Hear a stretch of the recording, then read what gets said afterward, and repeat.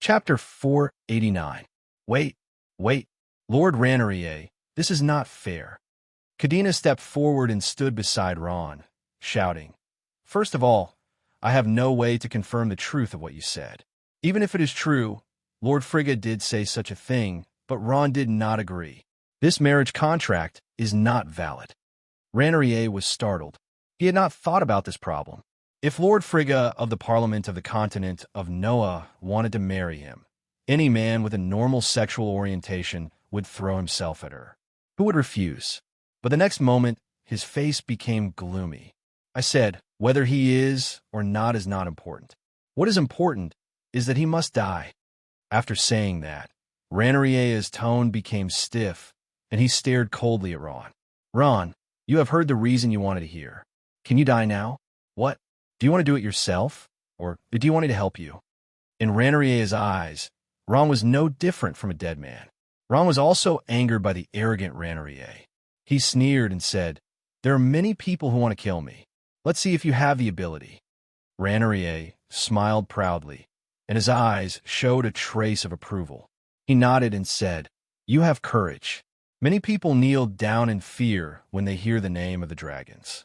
There are not many humans who have the courage to fight against dragons." Ranerier said and paused. "For the sake of Frigga and Ambellis, I have decided to leave your corpse intact." Ron sneered. "Haha, thank you in advance. When you die, I will do the same thing."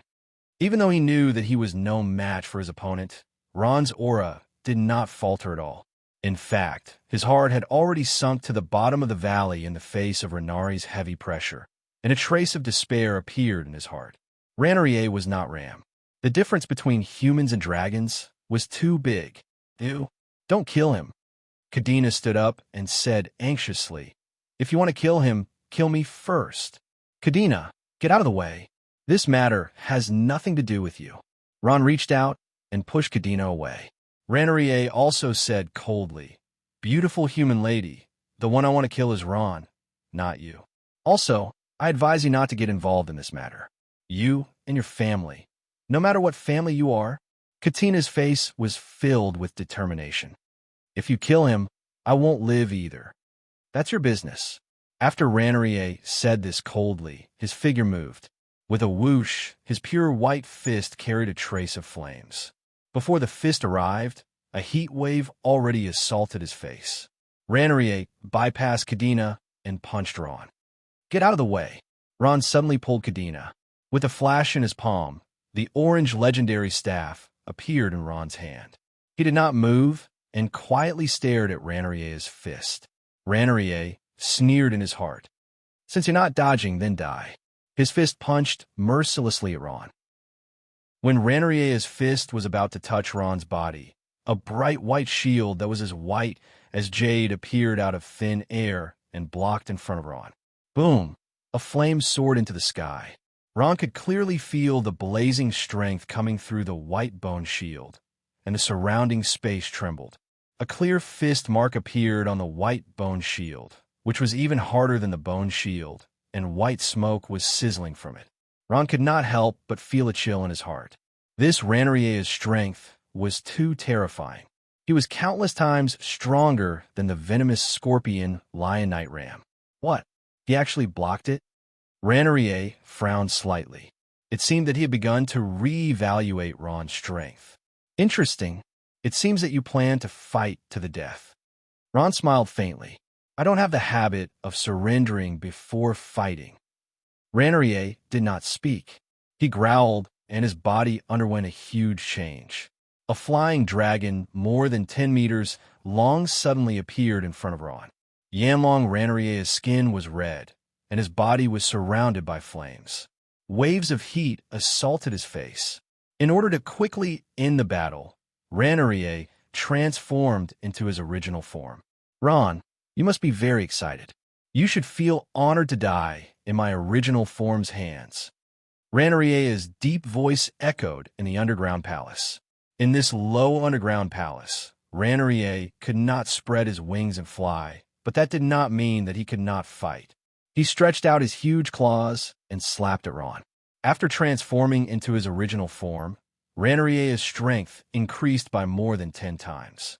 The white bone shield simply could not withstand that terrifying strength and was instantly shattered. Ron reacted quickly. He immediately used the mist concealment technique and turned into a cloud of black fog to escape. "Do you think you can escape?"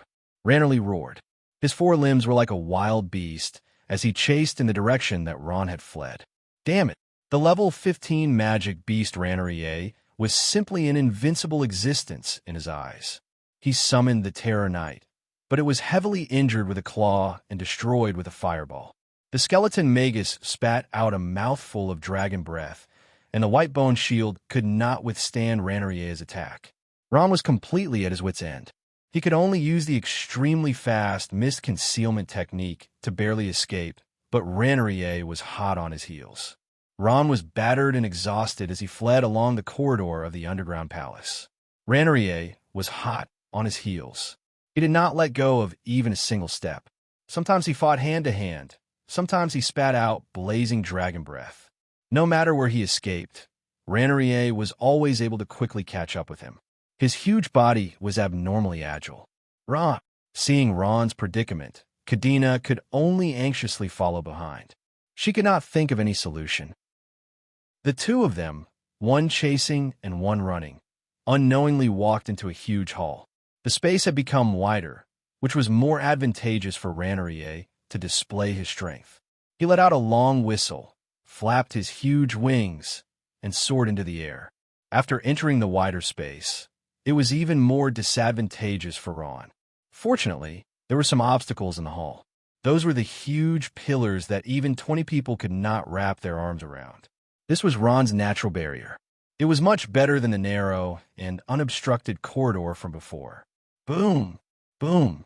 Boom! Ranarie, who was flying in the air, began to release his strength without restraint. Wave after wave of dragon breath came out of his mouth. Ron dodged with all his might, but Ranarie, who was in the air, had an excellent view. Those waves of dragon breath seemed to have grown eyes as they swept towards him and exploded around him. At this moment, the hall was in trouble. The ground was damaged to the point that a large cluster of black spiderweb-like cracks appeared. Countless huge pillars collapsed with a loud bang. Waves of smoke and dust rose into the air. Flames burned fiercely, burning everything that could be burned. It could be said that wherever Ron fled, that place would become a sea of fire. Ron's stamina was still insufficient. After dodging dozens of waves of dragon breath, his stamina was almost exhausted. At this moment, he quickly hid behind a huge pillar, quickly took out a stamina potion from the space bag at his waist, and drank it without thinking. At this moment, he heard a loud bang behind him, accompanied by a high temperature that could melt steel. Ron turned around and was shocked.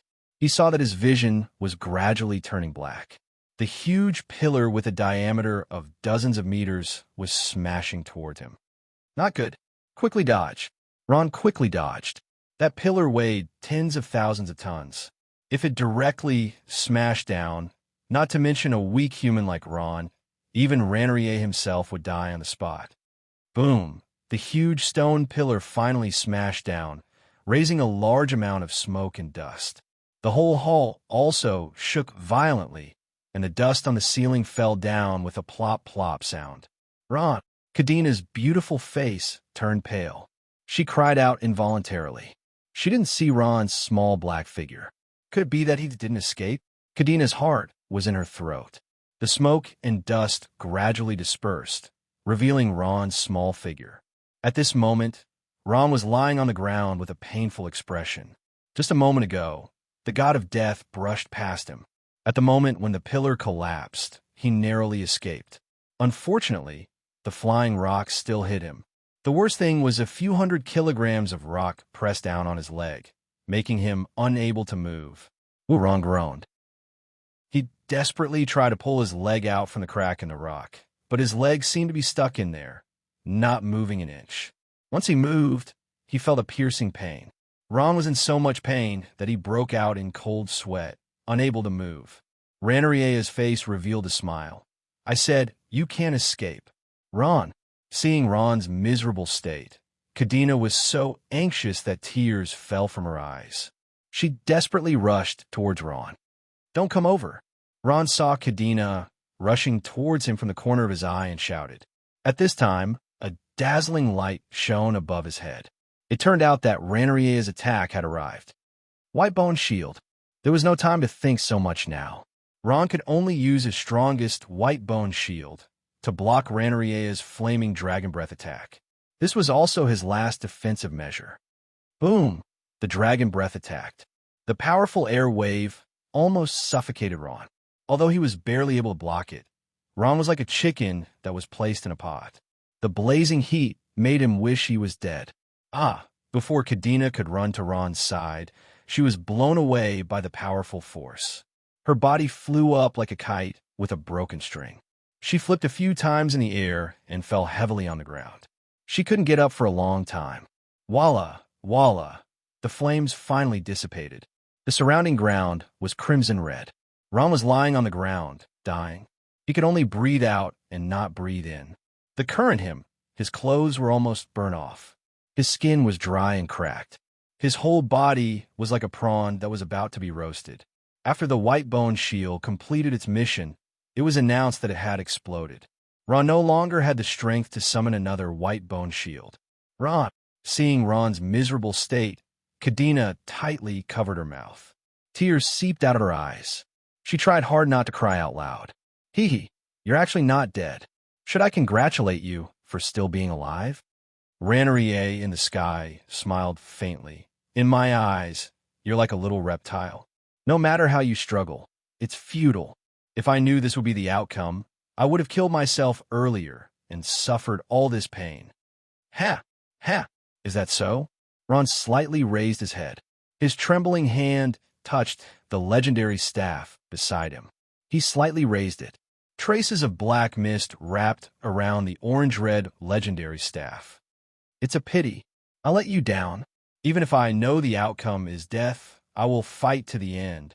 The seriously injured Ron's body was extremely weak. His words were intermittent, but his tone was extremely firm. He used the last of his strength. Looking at Ron's calm and firm eyes, Ranarier suddenly felt a bone-piercing chill. It was a kind of fear that came from the bottom of his heart. Damn it! Ranarier suppressed the fear in his heart and said in a clear voice, "Since that's the case, I'll grant you your wish." After saying this, he did not waste any more words. Instead, he released a powerful dragon's breath. With high temperature, the dragon breath swept toward the seriously injured and immobile Ron. The flame that could melt molten iron could devour everything. Ranarier completely forgot about his promise to leave Ron's corpse intact. Seeing the fireball falling from the sky, Kadena's eyes flashed with despair. She slowly took out a dagger from her space bag, smiled sadly, and murmured, "Don't worry, Ron. If you die, I won't live either." At this time, the trace of black mist surrounding the legendary staff dissipated, as if announcing the end of Ron. His seriously injured body could no longer release even the simplest and lowest level of attack. It's finally over. Ron laughed at himself, fighting to the last moment. "Haha, Ron, my good disciple, you really didn't disappoint me." Just when Ron closed his eyes in despair, a familiar voice sounded in his ears. This is... Hearing that familiar voice, Ron suddenly quivered and woke up. At this time, he felt that his body didn't belong to him, and a sense of powerlessness spread out. Ouch! A scream came from the sky, but it was Ranarier. He only felt a sharp pain in his head, and the dragon breath that shot down also lost its aim and hit a huge pillar next to him. Grandpa Hamelin. Ron couldn't speak, but he cried out in surprise in his heart. At this time, he saw himself waving the staff in his hand, and the huge stone that weighed hundreds of kilograms exploded, and his body rose up like an arrow. What's going on? Ranarier was stunned. Ron, who was on the verge of death, was now full of vitality, and his whole body was floating in the air. Kadena, who was about to commit suicide, also stopped. She raised her teary eyes and looked at the incredible scene in the sky in astonishment. "Yes, it's me." The one controlling Ron's body was the awakened Homelin. He smiled and said to Ron, "Ron, have you forgotten what I taught you? No matter what kind of creature, the most fragile soul is stored in the strong body, and we necromancers are best at attacking souls. You seem to have forgotten this point. You have to spank your butt." Chapter 490. When Ron heard this, he suddenly realized that the scream that came from Ranarie's mouth just now was Homelin's grandfather attacking his soul. Homelin carefully scrutinized Ron and nodded with a faint smile. High-level Grand Magus Necromancer? Ron, you actually reached the level of a high-level Grand Magus Necromancer. Not simple. Looks like you haven't been idle these past few years. Not bad. Ron, you really didn't disappoint me. Being praised by Homelin's grandfather, Ron's heart felt warm. He modestly said, "You're too kind. It's all because of the foundation you laid for me.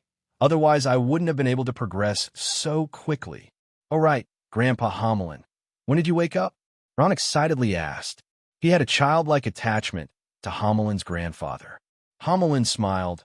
"I've been awake for a few days, but my soul hasn't completely recovered. You also didn't have anything to help me with, so I've been reading pornographic novels." "I didn't tell you." "All right, where's this place? How did you find this place?" In the sky, Ron's gaze quietly swept across the huge underground palace as he asked, "This is the city of zombies.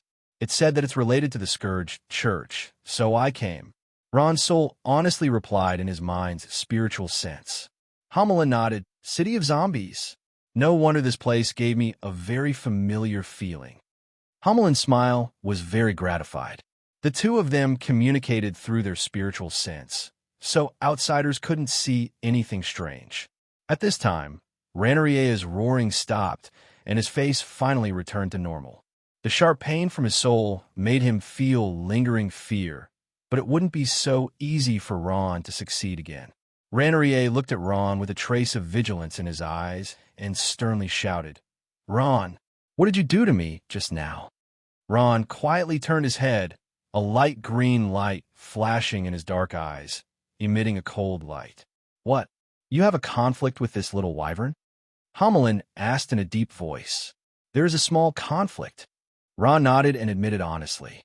Homelin's sharp gaze swept over Ranarie as he calmly said, "A high-rank magic beast from the sacred domain. This little wyvern's strength is not bad." Ron asked, "Grandpa Homelin, you can't beat him either?" Homelin smiled. "With my strength, it's not a problem at all. However, your body limits my strength. Although it's a little difficult to deal with him, it's not impossible." Kadena quietly looked at Ron in the sky. She felt that this Ron was completely different from the Ron she knew, but she couldn't tell what the difference was. Seeing that Ron didn't answer, Ranarie couldn't hold it in any longer. "Hey, I'm asking you, what the F***CK did you do to me just now?" In the dark underground palace, Ron's eyes slightly raised, but the words that came out were an old voice. "What I did to you, you'll know soon enough." "What?" The sudden voice startled Ranarie. At this time, a layer of fog appeared on Ron's body, and his figure suddenly disappeared. Not good. Ranarie's heart tightened, as if he felt danger approaching. This feeling was getting stronger and stronger. He didn't have time to think carefully and immediately flapped his huge wings, spreading them out and flying high. Boom!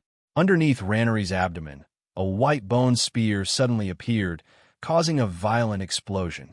Black soul energy kept swirling around Ranarie. If he had dodged too late, he would have been in trouble. Although the dragon race's defense wouldn't have been enough to rip his abdomen open, it was unavoidable that he would have been injured. Ron's soul was dumbfounded at Grandpa Homelin's actions. He didn't even see how Grandpa Homelin attacked. The bone spear could be used like this. How can this be? Although he was lucky to escape, Ranarie was shocked and broke out in a cold sweat. The feeling this kid gives me is completely different. His strength, his speed, and his breath, everything is completely different. What the hell is going on? Ranarie thought in his heart. At this time, Homelin began to attack. More than 10 bat-like undead creatures were summoned, fiercely pouncing on Ranarie. Although these bats flew slowly, the sound waves coming from their mouths still made Ranerier feel threatened. Ron's figure appeared and disappeared on the back of these bat-like undead creatures, making it difficult to grasp. What a sinister tactic! Ranerier didn't dare to be negligent, opening his mouth and spitting out a dragon breath. Boom! The blazing hot dragon breath quickly swallowed the bats. Just as Ranerier was about to breathe a sigh of relief, a light green ball suddenly whistled over. Death Coil! Death Coil was a serious necromancy magic, having a certain healing effect on undead creatures. Homelin took advantage of Ranier's gap in attack, using his skillful agility to quickly close in and launch a sneak attack. Death Coil hit Ranerier, but what made him feel strange was that he didn't feel any pain when this power hit him. While he was in a daze, the light green ball of air turned into thousands of threads, frantically wrapping around his head. Not good, it's a soul attack. Ranerier was shocked. The pain of his soul being attacked was still fresh in his memory. He quickly mobilized his strength to defend himself, and at the same time, his figure rapidly retreated. You're not Ron. Who are you? In this short moment of confrontation, Ranerier understood many things, and he sternly shouted. Although this Ron in front of him still had the appearance of Ron, the feeling it gave him was completely different. Ron's eyes were firm and had a trace of naivety, but this Ron in front of him had a gaze that was frighteningly calm. That was the wisdom of seeing through the world, a feeling that shouldn't appear in a 20-year-old youth. Ron's figure slowly appeared in the air, faintly smiled, and replied, If I'm not Ron, then who am I? You're definitely not Ron. Ranerier replied in an unquestionable tone. You don't have to lie to me. Although you have the appearance of Ron, your body is occupied by another soul. You're definitely not him. He doesn't have the strength you have. Who are you? When Kadena heard this, she became worried again. Ron's body was occupied by another soul? What was going on? You don't need to know. Homelin naturally wouldn't tell him the truth, and coldly snorted as he replied. At this time, Ron had already told Homelin what had happened through spiritual communication. After Homelin heard this, he coldly smiled and replied, Didn't you want to kill me? Very well, then let's see. Who's going to kill who? Who's going to kill who? Haha, you're really arrogant. You humans are just a race with mediocre talent, and you actually dare to be impudent in front of us dragons?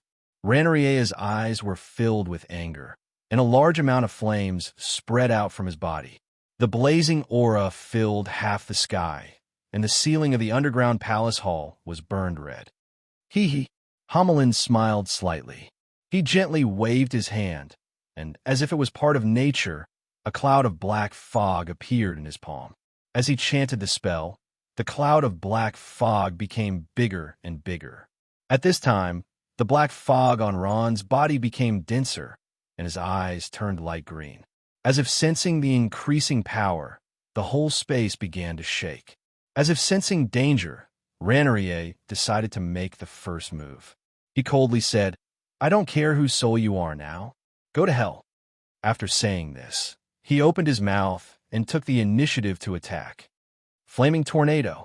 As soon as Ranier's voice fell, a huge cloud of flames burst out like a tornado, driving the surrounding strong airflow, and the temperature of the whole space suddenly rose. This was Ranier's most powerful skill to deal with a level 15 moon-devouring heavenly wolf, and now he was using it on Ron, who was only at the High Master rank. Facing Ranier's attack, Homelin was very calm. He raised his hands high, as if performing some kind of ritual, and a large amount of soul force poured down like mercury. Grandpa Homelin, what is this? In his mind, Ron was surprised to see Homelin's grandfather use necromancy magic, and his heart was filled with curiosity. From the depths of his soul, he could feel that Homelin's grandfather's soul force was getting stronger and stronger. This power didn't belong to Ron. It was Hua Merlin's own power. He had only borrowed his body to release it. Smiled. Ron, I'm going to teach you a necromancy spell. Although you're not qualified to use this necromancy spell at your current level of strength, you'll have to watch carefully for now. Okay. Ron nodded seriously. After a while, he asked, right, Grandpa Homelin, what is the name of this necromancy magic? Death and decay.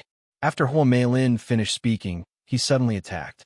A violent tremor came from the space, and a large amount of compressed soul power burst out in an instant.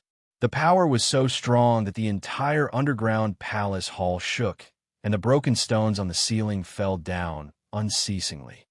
Death and decay was like a released demon, constantly eroding.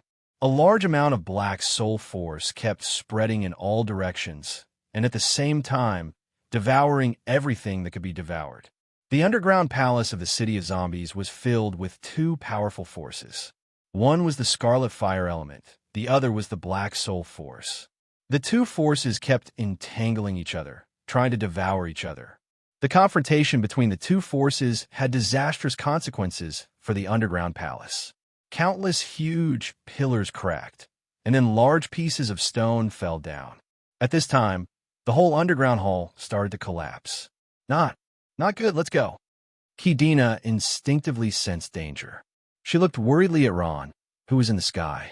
She gritted her teeth and used the mage's teleport. Her beautiful figure disappeared with a swish sound. Boom! Chapter 491. What's going on? On the other side of the underground palace, the white-robed and white-haired Lin turned around, looking into the dark distance with a serious expression. It's that dragon's power. Ebidu's expression was equally serious. I just don't know who he's fighting with. Lin frowned. The other party's strength isn't simple either. They're evenly matched. No, they're stronger than him. Should we go and take a look? Ebidu turned around and looked at Lin's peerless beauty, asking for her opinion. No need. Lin shook her head. I have no interest in him. Finding Ron is more important. Yes, Lord Direwolf. Ebidu bowed slightly, his posture as standard as ever. At this time, Ron's eyes had turned dark green, like an undead returning from hell. The confrontation with Ranerier was coming to an end. The powerful death energy was constantly pressuring the fire elements, as if it wanted to swallow all of them. Finally, the black fog spread to the peak, and then everything returned to calm. Clang, clang. Countless stones fell, and the unknown hall of the underground palace was a mess. In the sky, Ron was still floating quietly, but Ranerier was nowhere to be seen. He's dead, Ron asked. No, he escaped. Homelin said slowly. It's not that easy to kill him. Of course, if I had a body, it would be a different story. Homelin's face was full of regret. Ron, you have to remember, for those who want to kill you, you can't let them live if you have the ability. Homelin said seriously. Ron carefully digested Homelin's words and nodded heavily.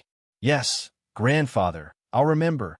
Ron, I know that kindness is your nature, but you must always remember that excessive kindness can become a deadly poison. After saying that, Homelin smiled.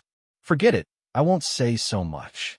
I'm afraid you'll say that this old man Ron is nagging. All right, did you remember the necromancy incantation just now? I can remember a little, Ron said after thinking for a while. This is the Great Lich King's ultimate skill.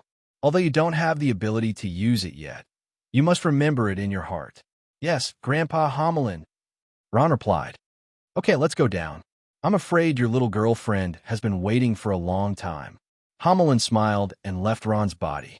Ron felt his body move and his soul return to his body. At this time, a piercing pain came from his leg, and he realized that his leg bone had been broken. Ron couldn't help admiring Merlin's grandfather. Merlin was able to control his body while enduring the pain. He had been fighting while enduring the pain. Ron slowly landed on the ground. Kadena quickly walked up to him, her eyes full of concern. Are you okay? I'm fine. Ron smiled and shook his head. I was so worried just now. Kadena hugged Ron and buried her face in his chest. After a long time, she raised her head and looked at Ron with her big eyes. What happened? You were like a different person just now. Even your strength has become stronger. Ron's gaze was evasive. He didn't know if he should tell Kadena about Homelin's grandfather's existence. This involved many secrets, even related to the Scourge Church. Kadena saw his dilemma. If you don't want to say it, then forget it. Ron, I'm sorry. I have no intention of prying into your secrets. Ron was hesitating when Homelin's voice sounded in his mind. Say it, Ron.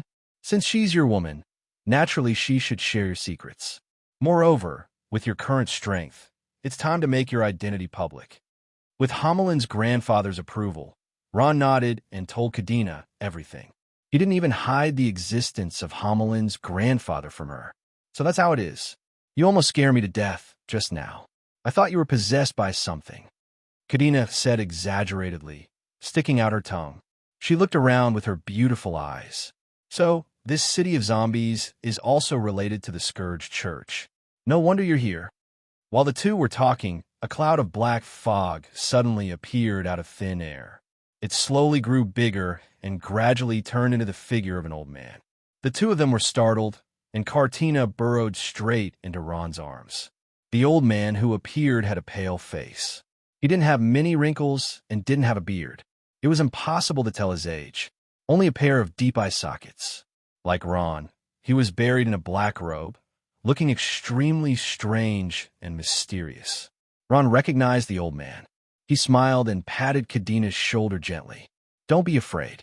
He's Homelin's grandfather. So he's Homelin's grandfather who taught Ron necromancy. Kadena slowly came back to her senses and called out boldly. Grandpa Homelin, Grandpa Homelin, I thought you couldn't reveal your body? How did you come out? Ron asked curiously. Homelin nodded lightly to Kadena as a greeting. Then he said, It's not that I can't reveal my body. I just don't want to expose my identity. After all, I'm just a fragile soul. But now that your strength has improved and you have a certain level of protection, I don't have to worry anymore. Ron nodded. After thinking for a while, he asked, Grandpa Homelin, you said that the city of zombies is related to the Scourge Church? Homelin also quietly looked at the ruin hall. He frowned and said, I'm not very sure. It's just that this place gives me a very familiar feeling. But one thing I'm sure of is that I've never been here before. Ron looked around at the dark surroundings. The entire hall seemed to be boundless, and he couldn't see the end of it. Ron didn't know which direction to go, so he could only ask Merlin. Let's go that way. Homelin pondered for a moment and pointed to the east. I feel like there's something over there. It's this thing that gives me a familiar feeling. Homelin said a few words and returned to Ron's body. Ron and Kadena walked in the direction Homelin pointed. Homelin was right. The hall was really big. After walking for more than half an hour, the two finally saw a door. The Hall of Pain. Kadena read the few, almost indecipherable words above the door in a soft voice. She asked in puzzlement, Why is it that the Calamity Church names their places so strangely? If it's not sorrow, pain, corpse, terror, and plague, can't you come up with something nicer? How would I know? Ron shrugged helplessly. Let's go in and have a look. After saying that, he was about to push the door open. When his finger touched the door, something strange happened. The door seemed to come alive and lit up. Ron was stunned. This is Blue light flowed around like water. It followed the strange pattern and spread out bit by bit, as if something had been activated. This isn't a door, it's a magic circle, Kadena exclaimed. As soon as Kadena's voice fell, the magic circle that looked like a door suddenly produced a strange suction force, as if it wanted to pull the two of them in. Kadena was careless and half of her body was pulled in. Ron, save me. Kadena's face turned pale with fright. Kadena. Ron was shocked and immediately reached out to pull her.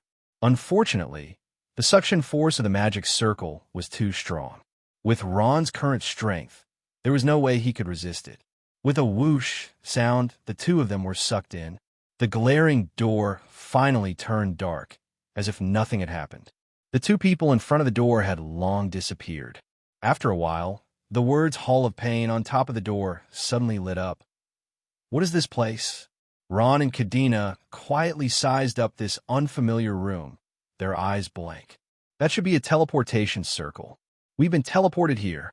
Kadena looked around and said, But I think we're still in the underground palace, but I don't know where. The teleportation circle behind them had closed at some point and disappeared without a trace. In other words, this was a one-way teleportation circle. We can't go back. What do we do now? Kadena was a little afraid. Ron was calmer. It's fine. Let's look around. Ron was not afraid. He believed in Grandpa Homelin. Since Grandpa Homelin asked him to come here, there must be some other reason. Moreover, with his current strength, he could deal with most dangers. This seemed to be another hall, and it was as dark as usual. The two of them walked forward quietly. Suddenly, a trace of yellow light in the corner attracted Kadena's attention. What's that? Kadena pointed at a row of boxes and asked. I don't know. Let's go take a look. Ron said and walked over involuntarily. The yellow light was emitted from the boxes. The boxes were about 1 square foot in size. The bronze lock was broken, revealing the yellow light inside, but they did not know what it was. Kadena gathered her courage and gently opened one of the boxes. Unexpectedly, the wooden box was already rotten. Kadena touched it lightly, and it fell apart. Crash! The entire box broke open, revealing the contents inside. What? Kadena's eyes widened. The thing that rolled down was not anything else but a pile of glistening gold coins. There were tens of thousands of them. Gold coins, these are gold coins. There are so many. Kadena was wild with joy. She immediately opened the other boxes. Without exception, they were all filled with gold coins. Countless gold coins rolled down, illuminating the whole room. The two's faces were covered with a layer of gold. Ron, we're rich. We're rich. Katina hugged Ron as she screamed and jumped around. She was so excited that she looked like she had gone crazy. Although she was a princess and didn't lack money, the sense of accomplishment of finding gold coins wasn't something that money could bring. Ron was not as excited as Kadena. He tried to keep his face calm. Grandpa Homelin said that he should not be carried away at any time. He looked around vigilantly. After finding that there was nothing strange, he carefully squatted down and reached out to grab a handful of gold coins. These are not gold coins from the Noah continent. Ron carefully observed the gold coins in his hand. They were of a style that he had never seen before. What does it matter? As long as it's made of gold, Kadena said excitedly with a smile. She pointed. Ron, look. The whole room is filled with boxes. I think they're all filled with gold coins. Ron, we're going to be rich. Looking at the direction where Kadena's finger was pointing, he saw that on the other side of the room, there was a dense pile of boxes. Many of the boxes were rotten, revealing the glistening yellow light inside. Needless to say, they were all filled with gold. However, through the weak light, Ron found something else, something more valuable than gold coins. Chapter 492. Treasure. Kadena looked in the direction Ron was pointing, only to see weapons hanging densely on the dark walls. Almost all of them were high-grade weapons, with gold and dark gold weapons. Ron even saw a few legendary weapons. This was a fortune that was much greater than gold coins. So many weapons. Kadena was so shocked that she couldn't speak. She didn't recognize the legendary weapons, but she naturally recognized the gold and dark gold weapons. Seeing the dark gold weapons hanging all over the wall, she was stunned. And there's everything there. Ron pointed at the equipment racks on the wall. In addition to weapons, there were also large sets of equipment, such as armors, gauntlets, shoes, and so on.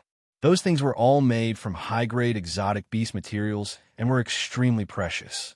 Ron, we're rich. Kina was so happy that she jumped and screamed. She flew into Ron's arms, hugged him, and gave him a big kiss. Ron, I'm so happy. Don't be happy so early. Let's talk about it after we get out of here alive. At this moment, a faint voice came from afar, giving the two a fright. Someone's here. Kadena hid behind Ron in fear. Who is it? Ron asked in a low voice. However, he felt that the voice was a little familiar. Ka. Heavy footsteps could be heard, accompanied by the sound of metal clashing. It was a sound that could only be produced by someone wearing extremely heavy armor. Ron and Kadena exchanged glances, then silently took out their weapons from the spatial bags at their waists. Kadena also suppressed the fear in her heart and prepared for battle. In this foreign place where wealth was everywhere, The appearance of anyone was not a good thing. In a dark corner, a foot wearing a pair of iron boots first appeared, followed by a figure slowly appearing. The person who came was a fully armed knight. She wore heavy armor and was fully armed. Her entire body was wrapped in iron armor, including her head, with only 2 eyes exposed. She held a huge shield in her hand. She was a female, and the heavy armor she wore betrayed her. Ron noticed that the sword in the female knight's hand was actually his sacred weapon. "Who are you? Why are you here?" Ron asked in a low voice. "Ron, be careful. This person is very strong. She's not easy to deal with," Cadena said. Crash. After hearing their conversation, the fully armored female knight's body moved a bit with a look of disbelief in her eyes. "What? It's actually you?" A female voice came from the darkness, sounding exceptionally pleasant. This voice is... Ron was stunned. He finally recognized the owner of the voice's voice, but he didn't expect her to be here. Big Sister Shea? Cadena's mouth formed an O shape. She never thought that she would meet her best friend from the Balrog's Academy, the Unicorn Knight Shea, in this terrifying underground palace of the City of Zombies. The knight quickly took off his helmet, revealing a delicate and pretty face, as well as a pair of pleasantly surprised eyes. His long golden hair was slightly curled. Who else could it be but Shea? "Cadena, Ron, why are you here?" Shea was surprised and happy to see the two. Big Sister Shea. Seeing Shea, whom she hadn't seen for a long time, the corners of Cadena's mouth twitched a few times. She couldn't bear it anymore and quickly threw herself into Shea's arms, crying bitterly. "Big Sister Shea, I missed you so much." "Silly sister, I missed you too." Shea gently stroked Cadena's hair, her eyes red and her expression complicated. "Shea." Ron was also very excited to see Shea. Shea smiled. "Ron, we actually met in this place. It's really unexpected. By the way, why are you here?" "He's even with Katina." Ron briefly described to Shea and then asked, "By the way, why are you here?" Shea smiled and said, "I followed the mercenary group to explore here in order to find the treasure. After going through untold hardships, although we found the treasure, our people died," Shea said calmly, her tone somewhat understated. Only Ron knew that the dangers of the City of Zombies were far beyond imagination. It was definitely not as simple as she said on the surface. Shea shook her head with a wry smile. "Unfortunately, in the end, I was trapped here and couldn't get out. Finding the treasure is useless." She glanced at Ron and Cadena. "I didn't expect to meet you here." Ron and Cadena were also very happy to see Shea, but Ron was a little embarrassed to face them. Cadena, on the other hand, was worried. "Big Sister Shea, you said you were trapped here? Is there no way out?" "No." Shea sighed and replied, "I've been trapped here for more than a month. If there was a way out, I would have found it long ago. So, as I said, it's useless for you to find the treasure. You can't get out at all. Besides, you can neither eat nor wear these gold coins. It's not as practical as a piece of bread." At this time, Shea's stomach growled, which was particularly loud in the silent room. Shea asked embarrassedly, "I'm sorry. Do you have anything to eat?" "I haven't eaten for 3 days. I've eaten all the food I brought with me." Without thinking, Cadena took out a large piece of bread from her space bag and handed it to her. Shea took the bread, glanced at Ron embarrassedly, and then lowered her head to eat it. She was indeed hungry. Seeing his beloved woman so hungry, Ron also felt a little distressed. "Eat slowly, don't choke." Then he handed over the water bag he brought with him. "Thank you." Shea took the water bag, gulped down a few mouthfuls, and then continued to eat the bread. After a while, a large piece of bread had been devoured by her. Cadena handed over another piece, and Shea also finished it in a few mouthfuls. As a mercenary, it was normal to be hungry and full. Sometimes, in order to hurry on the road, they only ate 1 meal a day. For the rest of the time, they could only starve or eat while rushing on the road. Only Shea could understand the hardships of being a mercenary. Ron remembered that Shea had said that her dream was to be an excellent mercenary, and she had indeed done it. In the City of Zombies, when everyone was dead, she still found the treasure. After Shea finished eating, Ron calmly looked around and asked, "By the way, we really can't get out?" "It's true. We can't get out." Shea nodded affirmatively, unless. Before she could finish her words, she heard a ka-ka-ka sound. A crisp sound came from the corner, like heavy stones rubbing against each other. In this dark and silent room, it made people's hair stand on end and their hair stand on end. On the ground not far away, a stone coffin slowly opened, and a skinny hand stretched out from it.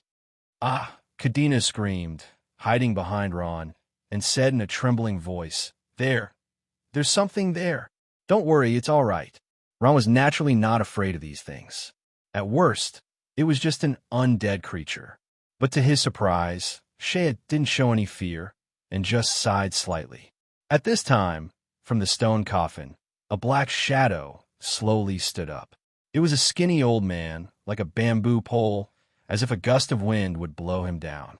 There was no muscle on his body, just like a piece of skin tightly wrapped around his bones. From afar, he looked like a mummy. The eyes of the mummy flashed with a faint light, looking at Shea, Ron, and Kadena. His face, which didn't have much flesh, twitched a few times and said in a dry and hoarse voice, "Yeah, there's actually two more. How about it? Shea, have you thought about it?" Ron and Kadena were shocked. From the tone of the mummy, Shea and this mummy actually knew each other. Moreover, the mummy seemed to have put forward some conditions, but Shea didn't agree. "Shea, you know this person?" Ron asked, carefully sizing up the guy who couldn't be called a person. "Yes." Shea nodded. Kadena couldn't help but ask, "What does he want you to agree to?" "Be my slave." Without waiting for Shea to answer, the mummy said, "Shea, think about it carefully. As long as you sign a contract with me, become my death knight, and be loyal to me forever, I will let you obtain power at least at the level of the sacred domain and eternal life." As he spoke, the mummy's eyes lit up, and his tone was full of temptation. His eyes looked at Shea with a burning gaze, as if he was looking at a precious jewel. Facing this mummy, Shea was unusually silent and didn't immediately answer. "Impossible," Kadena rushed to say. "How can Sister Shea become your slave? Stop dreaming." The mummy didn't say anything and only laughed coldly. "I agree." At this time, Shea seemed to have made up her mind. She gritted her teeth and squeezed out a sentence from her mouth. "What?" Kadena and Ron were shocked. Shea actually agreed to such an outrageous request. Although the power of the sacred domain and eternal life were somewhat attractive, they were still pornographic novels. No matter what, they didn't want to become the slave of this mummy. "Sister Shea, why are you?" Kadena couldn't understand. She looked at Sister Shea in disbelief. Shea waved her hand, not allowing her to continue. Instead, she said calmly, "I agree, but I have a condition, and that is to let them leave here safely." "Okay." The mummy agreed without hesitation. "Although they have some power, they can't be compared to you in terms of talent. You will become the most powerful Death Knight. The blazing ambition sword in your hand is my gift to you." The mummy smiled and continued, "Hee, I can see that they are very important to you. For the past month, you refused to agree to my request, but when they came, you changed your mind." Hearing this, Ron and Kadena finally understood. This mummy had always wanted Shea to agree to be his slave, but Shea would rather starve to death than agree. But for them, she actually compromised. The mummy smiled. "Do it. To become a Death Knight, you must first accept death. Only a knight who is resurrected after death will obtain the strongest power and eternal life." Chapter 493. "Sister Shea, what are you doing?" Kadena was shocked. She hurriedly shouted and reached out to snatch the sword from Shea's hand. Ron also rushed forward and shouted, "Shea, let go. Don't do anything stupid. Don't stop me." Shea pushed the two of them away and snatched the holy sword. She said loudly, "This is the only way, otherwise the three of us will die here." "No, I can't let you do that," Ron shouted. He turned around and said word by word, "Who are you?" What do you want with Shea? The mummy smiled, and a faint green light flashed in his eyes. He said eerily, "Kid, you're too nosy. If you want to leave now, I can help you. But if you want to die, then I won't be polite." Then what if I say no? When it came to Shea's life, Ron would of course not give in. "You don't have the right to say no." The mummy was angry. He snorted and waved his hand. A light green ball of air suddenly blasted towards Ron. Sacred domain? Ron and Kadena were shocked. No wonder Shea agreed to his conditions and let Ron and Kadena leave. It turned out that the other party was actually a powerful person from the sacred domain. White Bone Shield. When the green ball of air attacked, Ron had no choice but to summon the White Bone Shield to defend himself. The green ball of air scattered like mist and turned into thousands of threads. Unwilling to give up, it attacked Ron again. Soul attack? Ron was shocked, but he had some experience in dealing with soul attacks. His head only hurt for a moment before it returned to normal. The mummy, on the other hand, was shocked. Its body shook. "What? You're a necromancer?" Kadena and Shea were also slightly surprised. Not many people in the Noah continent knew about the identity of a necromancer, but this mysterious mummy actually exposed Ron's identity. Ron took a deep breath and nodded. "Yes, I'm a necromancer. May I ask who you are?" The mummy did not answer Ron's question. Instead, it stared at Ron with a pair of dead fish eyes and asked word by word, "Where did you learn necromancy?" Ron was about to tell it the name of Homelin, but the words came out of his mouth. He swallowed it. It's better not to tell it before he knew the identity. He thought and asked in a probing tone, "Sir, are you the owner of the City of the Zombies?" "What City of Zombies? I don't know this place." The mummy looked very irritable. It slammed the long staff in its hand and shouted sternly, "Don't talk nonsense here. Kid, tell me quickly if you're practicing necromancy, if you're a necromancer." "Hee, I don't have to tell you." Seeing the stiff attitude of the mummy, Ron was also unhappy. He was going to go all out anyway. "Kid, you're courting death." The mummy had a fierce look in its eyes as it approached step by step with the staff in its hand. Kadena and Shea looked at each other and stood in their respective battle positions. They were in a triangle defensive posture. In the darkness, the expression of the mummy was unprecedentedly serious. It raised its staff slightly, and a light green gas seeped out of its body. "He used it. It's actually soul energy, too. Hee, I didn't expect the Corpse Wizard King to fight with a kid. This is too beneath your dignity." In the darkness, a voice came faintly. It was Homelin's voice. His body turned into a cloud of mist and slowly appeared. "Corpse Wizard King." Ron's heart jumped. He finally remembered that Homelin's grandfather had told him about this profession. Speaking of which, the profession of Corpse Wizard was somewhat related to necromancers. Kadena didn't think much of it, but Shea had never seen Homelin before and was a little surprised. "Sacred necromancer?" The mummified Corpse Wizard King squinted its eyes and looked at Homelin. "What a pity it's a soul body." Merlin, who was dressed in a long black robe, stood in front of Ron. He waved his hand casually and said calmly, "Don't panic. This is a Lich of the Calamity Church. After becoming a saint, he will become a Lich King. Strictly speaking, he is one of us." Then Homelin looked at the Corpse Wizard King and said with a smile, "I'm the Temple Master of the Scourge Church's undead temple from 100,000 years ago. My name is Homelin. You are?" "Scourge Church. Undead Temple." The Corpse Wizard King's body trembled and slowly let go of his hostility. He muttered, 100,000 years. I didn't expect that I've been sleeping for 100,000 years. What a pity. The Scourge Church has disappeared." Merlin's words triggered countless memories in his mind. The Corpse Wizard King shook his head heavily, his wrinkled face filled with sorrow. He looked at Homelin and said, "My name is Goose C. I'm the owner of this evil temple of hatred." Evil temple of hatred. So this place isn't called the City of Living Corpses, but the evil temple of hatred. Ron muttered in his heart. No wonder he didn't know what the City of Living Corpses was. The City of Living Corpses was what the mercenaries who wanted to get the treasure called it. Seeing that the Corpse Wizard King had let go of his hostility, Kadena and Shea also heaved a sigh of relief and put away their weapons. Kadena then whispered to Shea about Homeland's background. Shea suddenly understood after hearing this.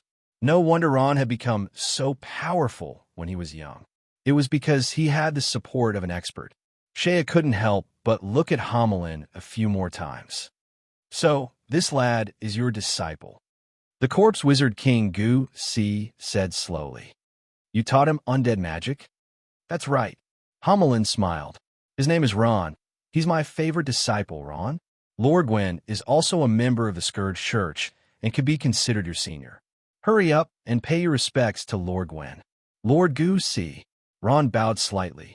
He used the standard etiquette of the Scourge Church from 100,000 years ago. Gu Si nodded. You use the most authentic undead magic and train in the pure soul energy. This can't be faked. Your undead magic was taught by Homeland, the sacred necromancer. But what puzzles me is, Gu Si's gaze turned to Homeland and continued, what puzzles me is that undead magic has completely disappeared from this world. Your undead magic, where did you learn it from? My teacher is the Lich King. My undead magic was taught by him. Homeland's simple words shocked the corpse wizard King Gwen. What? Your teacher is the Lich King? Then you are. Gu Si's face was filled with shock. After a long while, he heaved a sigh of relief. I understand now. You are not from our generation. You came from an even more distant past. Homeland nodded and said slowly, but what puzzles me is why you say that undead magic has completely disappeared from this world. What can you tell me about this? The muscles on Gu Si's face twitched, and he let out a long sigh. 100,000 years ago, the forces of the Holy War led by the Holy Society destroyed the headquarters of the Scourge Church, Gloom City. They also destroyed all the books on undead magic. At the same time, the first Pope of the Holy See, Antonio, ordered a hunt for undead magic across the continent. As a result, countless powerful undead magic were massacred. Gu Si spoke slowly, a pained expression appearing on his face. Countless powerhouses were massacred, and hundreds of thousands of believers were beheaded. Even though it had been 100,000 years, these terrifying memories still lingered in his mind. Gu Si let out a long sigh, his eyes glistening with tears. So that's how it was. Homeland nodded gravely and sighed. I finally know why undead magic disappeared from the Amro's continent. So many things happened 100,000 years ago. But where's the Lich King? Where did he go? With such a huge thing happening in the Scourge Church, there's no reason for him to ignore it. Homeland said, throwing out the biggest question in his heart. Gu Si smiled faintly. The Lich King has gone missing. He didn't even leave behind a single word. It's because of this that the Scourge Church gradually declined. If the Lich King was here, those fellows from the Holy Society wouldn't be able to act so impudently. So that's how it was. The Lich King has actually gone missing. If that's the case, then the Scourge Church's decline is within reason. Homeland's eyes were filled with sorrow. He had finally found out the truth, but he couldn't bring himself to feel happy no matter what. Gu Si said, faintly, I can see that you came from a most prosperous period of the Scourge Church. At that time, the Lich King was still here, but I came from the last period of the Scourge Church. At that time, the Scourge Church had already been utterly defeated by the Holy See. Gu Si raised his turbid eyes and looked around, sighing. This evil temple of hatred is the last stronghold of the Scourge Church. I followed the orders of Great Elder Mostow and secretly transported large amounts of resources, weapons, and food out of Gloom City and hid them here, waiting for the right time to make a comeback. Unfortunately, when I was transporting the last batch of resources, I was discovered by the experts of the Holy See. They had too many experts, and I wasn't a match for them at all. In the end, I was killed. Killed? Kadena, Shea, and the others were shocked. They didn't expect the mummy in front of them to be a real dead person. Homeland and Ron didn't find it strange at all.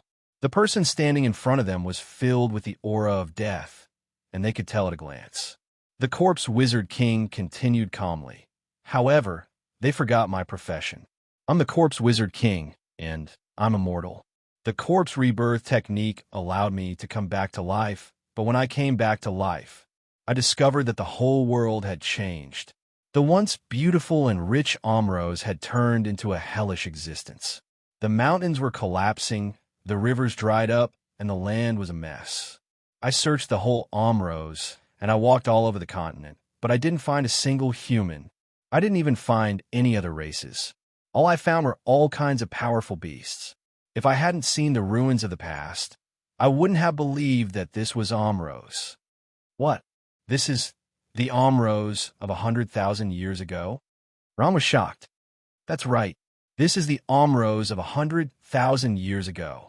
It's been destroyed beyond recognition by the Holy Sea. Goosey nodded. I don't know how they did it. How could they turn a continent into such a state? There's no one. There aren't even any living creatures. The Scourge Church couldn't rise again. I had no choice but to return to the evil temple of hatred and fall into a deep slumber, until now. Goosey finally finished speaking and let out a long sigh. These secrets had been suppressed in his heart all these years, and he almost couldn't breathe. Now that he had spoken, he felt much better. Kadena and Shea listened quietly. The secrets from 100,000 years ago were soul-stirring, and they couldn't help but be moved. The hall was very quiet, so quiet that even the sound of needle dropping could be heard. Everyone was silent, and even when Merlin was lost in thought. But Ron broke the silence and asked, there are so many professions in the Scourge Church. Why did the Holy See target necromancers? Did they have to kill them all? No, they also went after the other professions in the Scourge Church, such as me, Goosey said. However, they spared no effort in killing necromancers, because this involved a secret message from the Scourge Church. What secret message? Chapter 494. Ron asked curiously, are you referring to necromancers? The corpse wizard King Goosey did not speak, only nodding slowly. He looked at them and said, there's something I'm curious about. There are no longer any humans on this continent. Where did you all come from? We're from the Noah continent. Kadena rushed to say, the Noah continent? Goosey frowned. He had never heard of this plane before. If I'm not wrong, the Amros continent and the Noah continent are connected by inheritance. Homelin said. Everyone turned to look at him. Homelin said, 100,000 years ago, for some reason, the Amros continent became an uninhabitable plane. Then, the people there migrated to the Noah continent. Coincidentally, the history of the Noah continent is also 100,000 years. Homelin shook his head, as if he found the idea ridiculous. Of course, this is just a guess. No one knows what happened 100,000 years ago. Shea had a thought. If this is true, then the legend of the Noah continent that has been circulating for a long time has a reasonable explanation. The corpse wizard king frowned. What legend? Shea told him about the legend of the Noah, Arkansas. Ron had heard of this legend when he was in Maple Leaf Town. Now that he thought about it, everything seemed to fit. 100,000 years ago, the Amros continent was destroyed and became a hellish existence. All the creatures on the continent migrated to another paradise and opened up a new world. They continued to multiply and grow. That was the Noah continent. Legends were not all made up. Goosey was skeptical. He suddenly raised his head and said sternly, this means that the Holy See has always existed on the Noah continent. Ron, Kadena, and Shea looked at each other. Yes, all these years, the Holy See has never given up on hunting down Ron. Because he's a necromancer, they even chased him to the school once. Kadena said after some thought, yes, they're too strong. Even the dean doesn't dare to interfere. Shea added, the two of them were of one mind to Ron, so naturally they would speak up for him. At this point, Goosey was completely convinced. Killing intent flashed in his eyes, and he was filled with hatred for the Holy See. Unfortunately, the Scourge Church has already declined. If the Scourge Church was at its peak, they wouldn't have had the chance to act so impudently. Goosey sighed, her face full of regret. The mighty Scourge Church has become an eternal memory. Everyone fell silent. Even Kadena and Shea, who had nothing to do with them, were deeply moved by the legend of the Scourged Church. Asterisk, asterisk, asterisk at this moment, Homelin suddenly said, "Goosey, do you want to rebuild the Scourged Church?" Homelin's words were like a bomb, shocking everyone. Ron, Kadena, and Shaya's eyes were filled with astonishment. A cold light flashed in Goosey's eyes. However, he was not moved by Homelin's words. Instead, he asked calmly, "What are you trying to say? As long as the undead don't die, the natural disasters will not be extinguished. This is a saying left behind by the Lich King. There must be a reason for it." Homelin smiled. The word undead undoubtedly refers to necromancers. Homelin paused here, keeping them in suspense as he quietly watched Goosey's expression.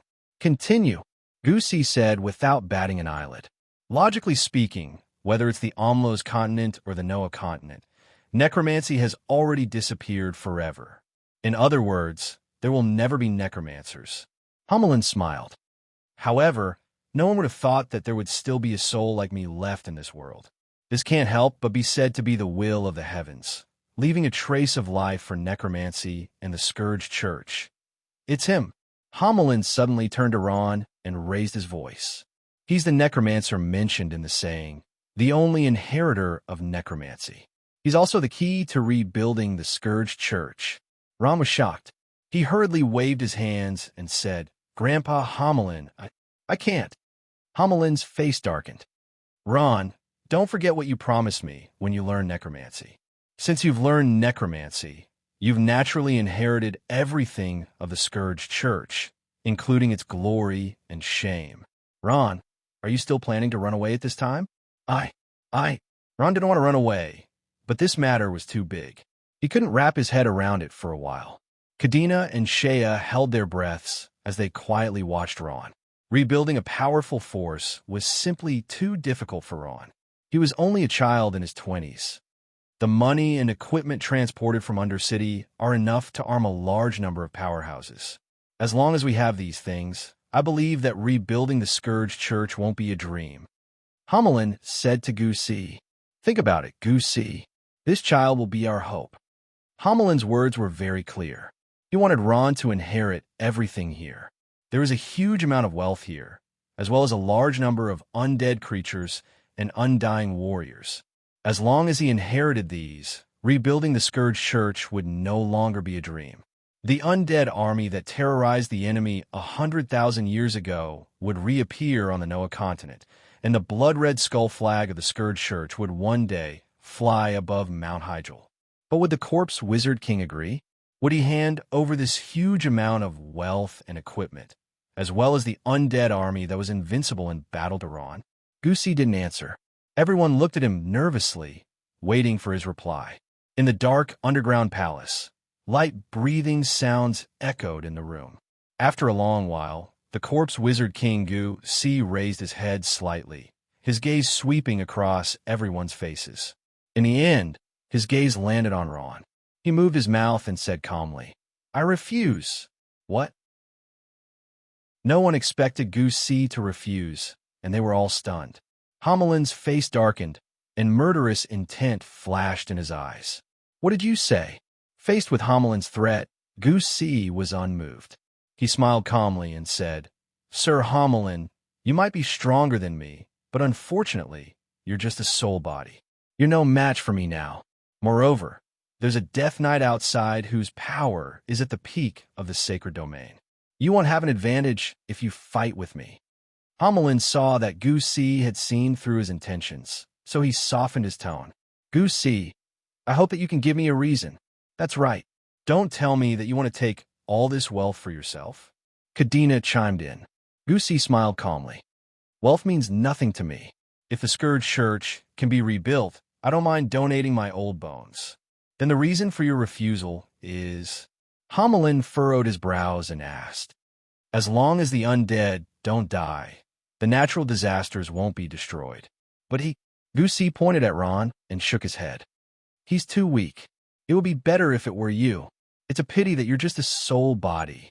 Even though Ron had advanced to become a high-level Grand Magus Necromancer, he was still too weak in the eyes of Gusi and the other powerhouses of the sacred domain. He didn't have the right to inherit everything left behind by the Scourged Church. Hamelin also fell silent. Gusi's words made sense. Ron was depressed. He was still too weak.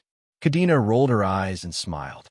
Lord Gusi, you said that Ron doesn't have the right to inherit all this wealth. May I ask, what kind of power does he need to have to be qualified? The sacred domain. At the very least, he needs to be in the sacred domain. This is the lowest requirement. Gusi raised a finger and said resolutely, if he's not in the sacred domain, he can forget about everything. The sacred domain. A glimmer of hope appeared in Hamelin's eyes. With Ron's talent and aptitude, he didn't dare to say anything else, but he could still look forward to the sacred domain. Hamelin's eyes lit up and he smiled. That is to say, as long as he reaches the sacred domain, he can inherit everything here. That's right, Gusi said indifferently. As long as his strength reaches the sacred domain, not to mention inheriting everything here, even I and the Death Knight at the peak of the sacred domain will have to serve him as our master. This is my condition. Gusi glanced at Hamelin. Of course, if you use the necromancer's possession spell to control his body, that doesn't count. Hamelin's thoughts were seen through by Gusi, and he blushed. He smiled embarrassedly. How can that be? Of course, this will depend on his own strength. Hamelin turned to Ron and smiled. Ron, let's go. We'll leave this place and continue training. Under my guidance, I believe you'll soon reach the sacred domain and come back to inherit everything here. Hamelin believed that with the enormous strength and wealth left behind by the Scourged Church, the Scourged Church would reappear one day. You'll have to do it first. Gusi wasted no time in pouring cold water on him. Yes, Grandpa Hamelin. Ron agreed, secretly clenching his fists. He had to become stronger. At this moment, Gusi's gaze was fixed on Kadena and Shea, his eyes flashing. How should we deal with these two? It seems like they've heard too many secrets that they shouldn't have. Kadena and Shea jumped in fright and desperately shrank behind Ron. One of them said, no, I won't say anything. The other said, I didn't hear anything. Ron also used his body to protect the two. I won't let you hurt them. Don't worry, Lord Gusi. Hamelin smiled. They're already Ron's women. What's there to worry about? Ah, hearing this, Katina and Shea both looked at each other at the same time, their faces turning crimson with a swish sound. Shea reached out and gently pinched Kadena's waist. Gusi didn't comment. Forget it. That's your problem. This woman could have become an outstanding Death Knight. Since she doesn't want to, then forget it. Shea heaved a sigh of relief. She was most afraid of being forced to become a Death Knight. Even if she had the power of the sacred domain, she would still be controlled by others. What was the point of that? When Ron was about to leave, he suddenly thought of something and said, by the way, I have a friend in the evil temple of hatred. Can you release them? Gusi chuckled. Is it the Wolf Clan? Apart from the girl leading them, who has some power, the others can't even withstand a single blow. But since she's your friend, I'll let her go. Oh, right. There's still that dragon. You mustn't let him go. Ron thought for a moment and decided to use the Corpse Wizard King to kill Ranarier to vent his anger. Gusi hesitated for a moment. That dragon is very powerful. I'll try my best. Gusi had her own difficulties. She could only let experts who were too powerful leave safely. After all, Gusi's mission was to protect this place, not to exterminate enemies. Whoa! As Gusi sang in a low voice, a blue radiance flickered and a space passage opened. Let's go, sirs. There isn't any exit here. Once we enter this space passage, we will be outside. Gusi said with a smile and made an inviting gesture. After conversing with these people for a while, Yangling finally understood many things. Goodbye, Lord Gusi. Shea strode out without a second thought. Soon after, Kadena also entered the space passage. After Hamelin bid farewell to Gusi, he also returned to Ron's body. Wait a moment. When Ron was about to leave, Gusi called out to him. Lord Gusi, is there anything else? Ron stopped and asked politely. This is for you. Gusi took out an item and threw it to Ron. What's this? Ron took it and looked at it. Surprise appeared in his eyes, and he gasped. Is this a divine weapon? Ron held a bone staff in his hand. It was more than a meter long and seemed to be made of gold or jade. It was smooth and heavy in his hand. The top of the bone staff was carved into the shape of a dragon's head. Faint light circulated around it, and it emitted boundless power. That's right. This is a divine weapon, the dragon bone staff. Goosey nodded and replied, even though you didn't inherit the Scourge Church's great wealth, as the future successor, you can't go back empty-handed. Take this and use it first. Goosey didn't say anything, but it was obvious that she had already regarded Ron as her successor, even though he wasn't qualified. Thank you, Lord Goosey. Ron bowed deeply and then straightened his back. His face was brimming with confidence. I will definitely return. With that, he stepped into the space passage. Goosey watched as the space passage gradually disappeared and the room returned to darkness. She heaved a sigh of relief, a relaxed smile on her face. I almost forgot. Chapter 495. A blinding light shone outside the city of living corpses. Ron, Kadena, and Shea stepped out of the circle of light. Phew. Ron took a deep breath and closed his eyes comfortably. Even though the air outside was still turbid, it was much better than the underground palace. A red sun and a purple moon. This was a different space, and it was also the destroyed Amros.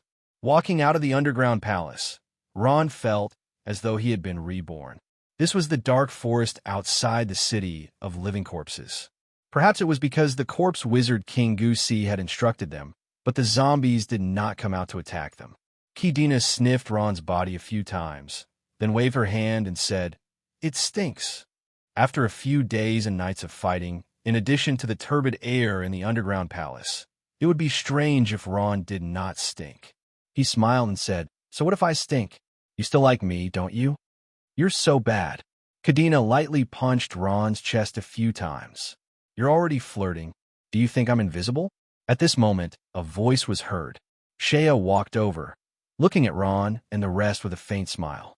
Seeing Shea, Ron and Kadena looked a little awkward. They were too familiar with each other.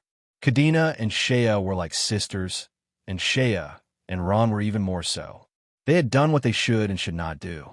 When the three of them met, the three of them were embarrassed.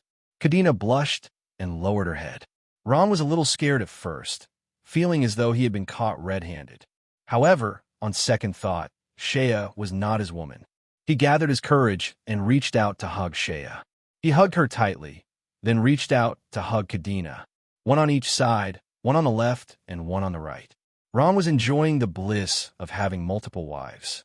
Shea's face turned red. "You bad guy, let go of me," Shea said. She symbolically struggled a few times, but couldn't break free, so she could only let him hug her.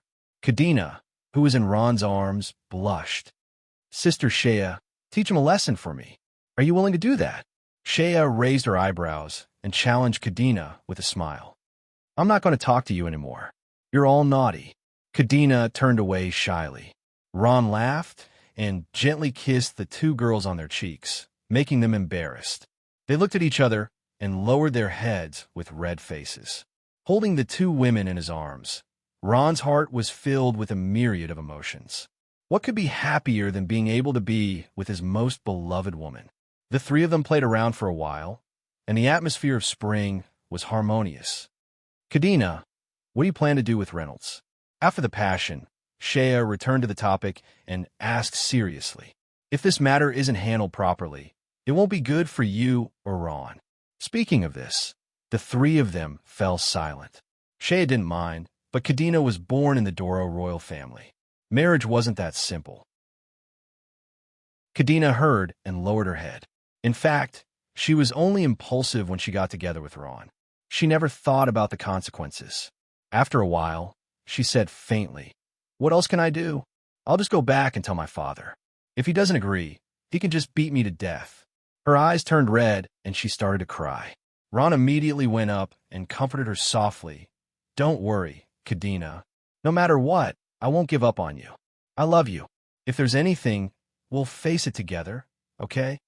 Only then did Kartina stop crying. She nodded with tears flowing down her face. Shea comforted Kadena for a while and said, Ron, this matter must be solved as soon as possible. I know. Ron nodded with a trace of determination in his eyes. As soon as I return to the Molan Kingdom, I'll directly mention our marriage to my father.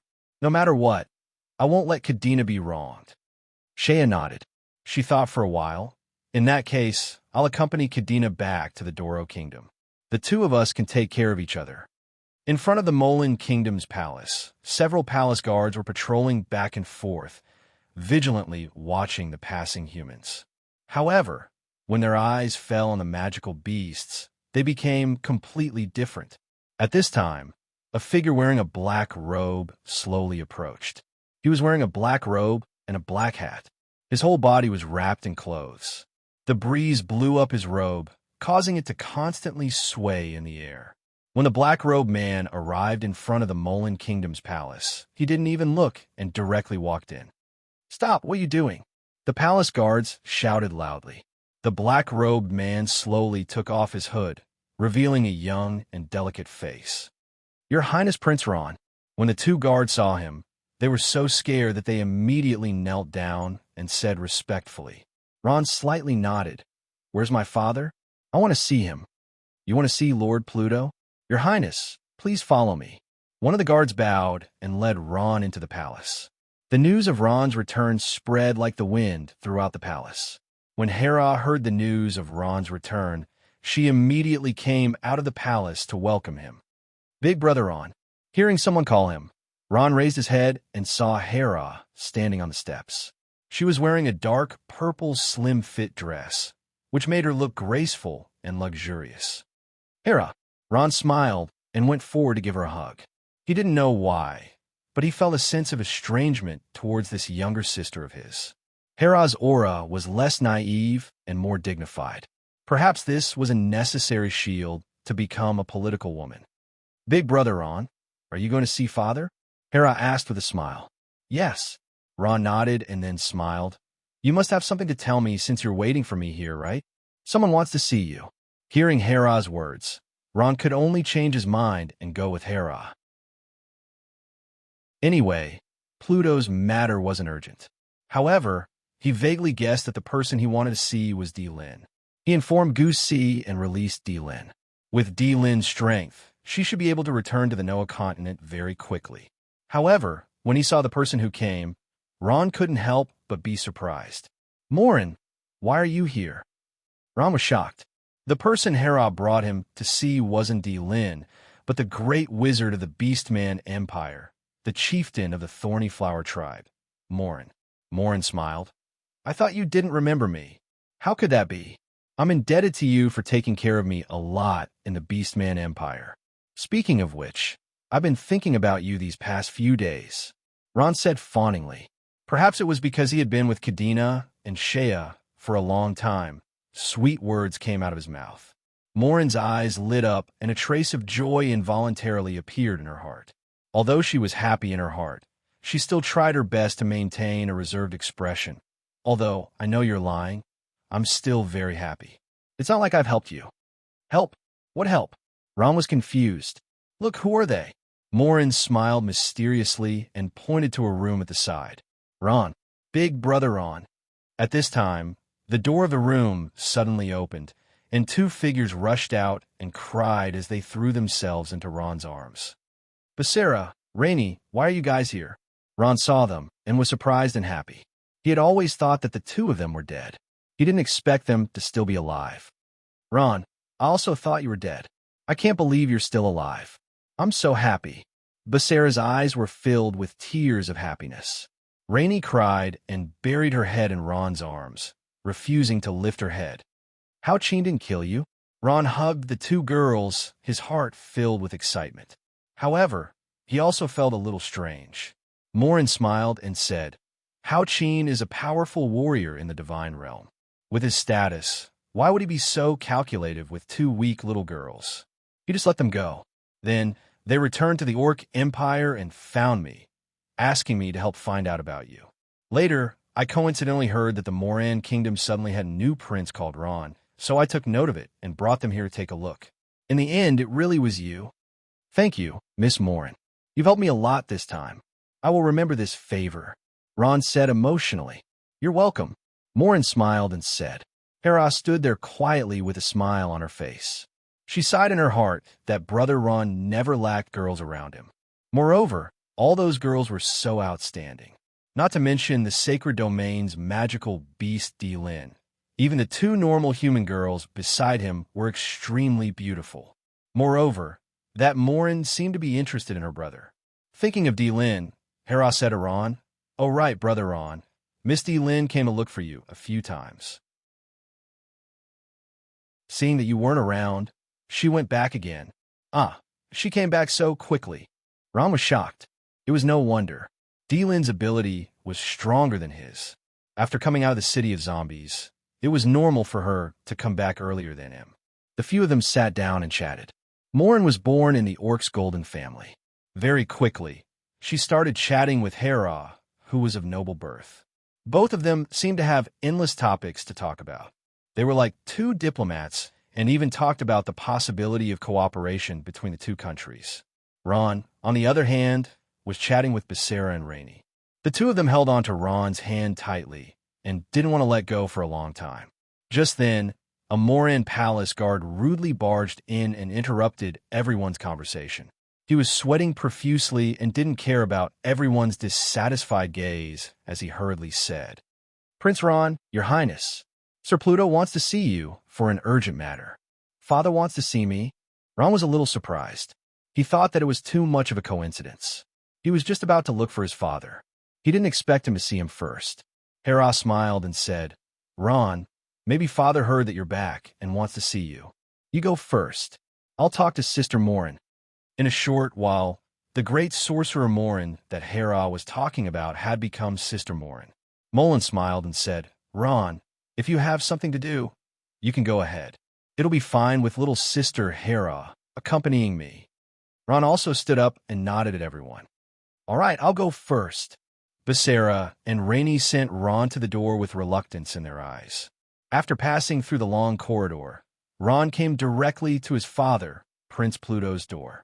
The door was ajar, as if it had been waiting for him. Without thinking, Ron pushed the door open and went in. "Father." Ron entered the room and called out softly, "You're back." At that moment, Pluto was standing in front of the window. He looked as if he was thinking about something. When he heard Ron's voice, he turned around. There was no special expression on his face. He glanced at Ron and nodded slightly. "Father, are you looking for me?" Ron asked as he stood quietly at the side. "Yes." Pluto turned around and took a deep breath. "I thought you'd come back earlier. I didn't expect it to drag on for so many days. However, luckily, I made it in time." "Made it in time?" Ron asked curiously. "Father, do you have something for me to do?" "Yes." Pluto walked quietly to Ron. He narrowed his eyes and quietly sized him up. After a while, he said, "Ron, make a trip to Dragon Island immediately." "Dragon Island?" Ron was shocked. His mind whirled. "Why are we going to Dragon Island?" "To participate in the Foreign Dragons Assessment." Chapter 496.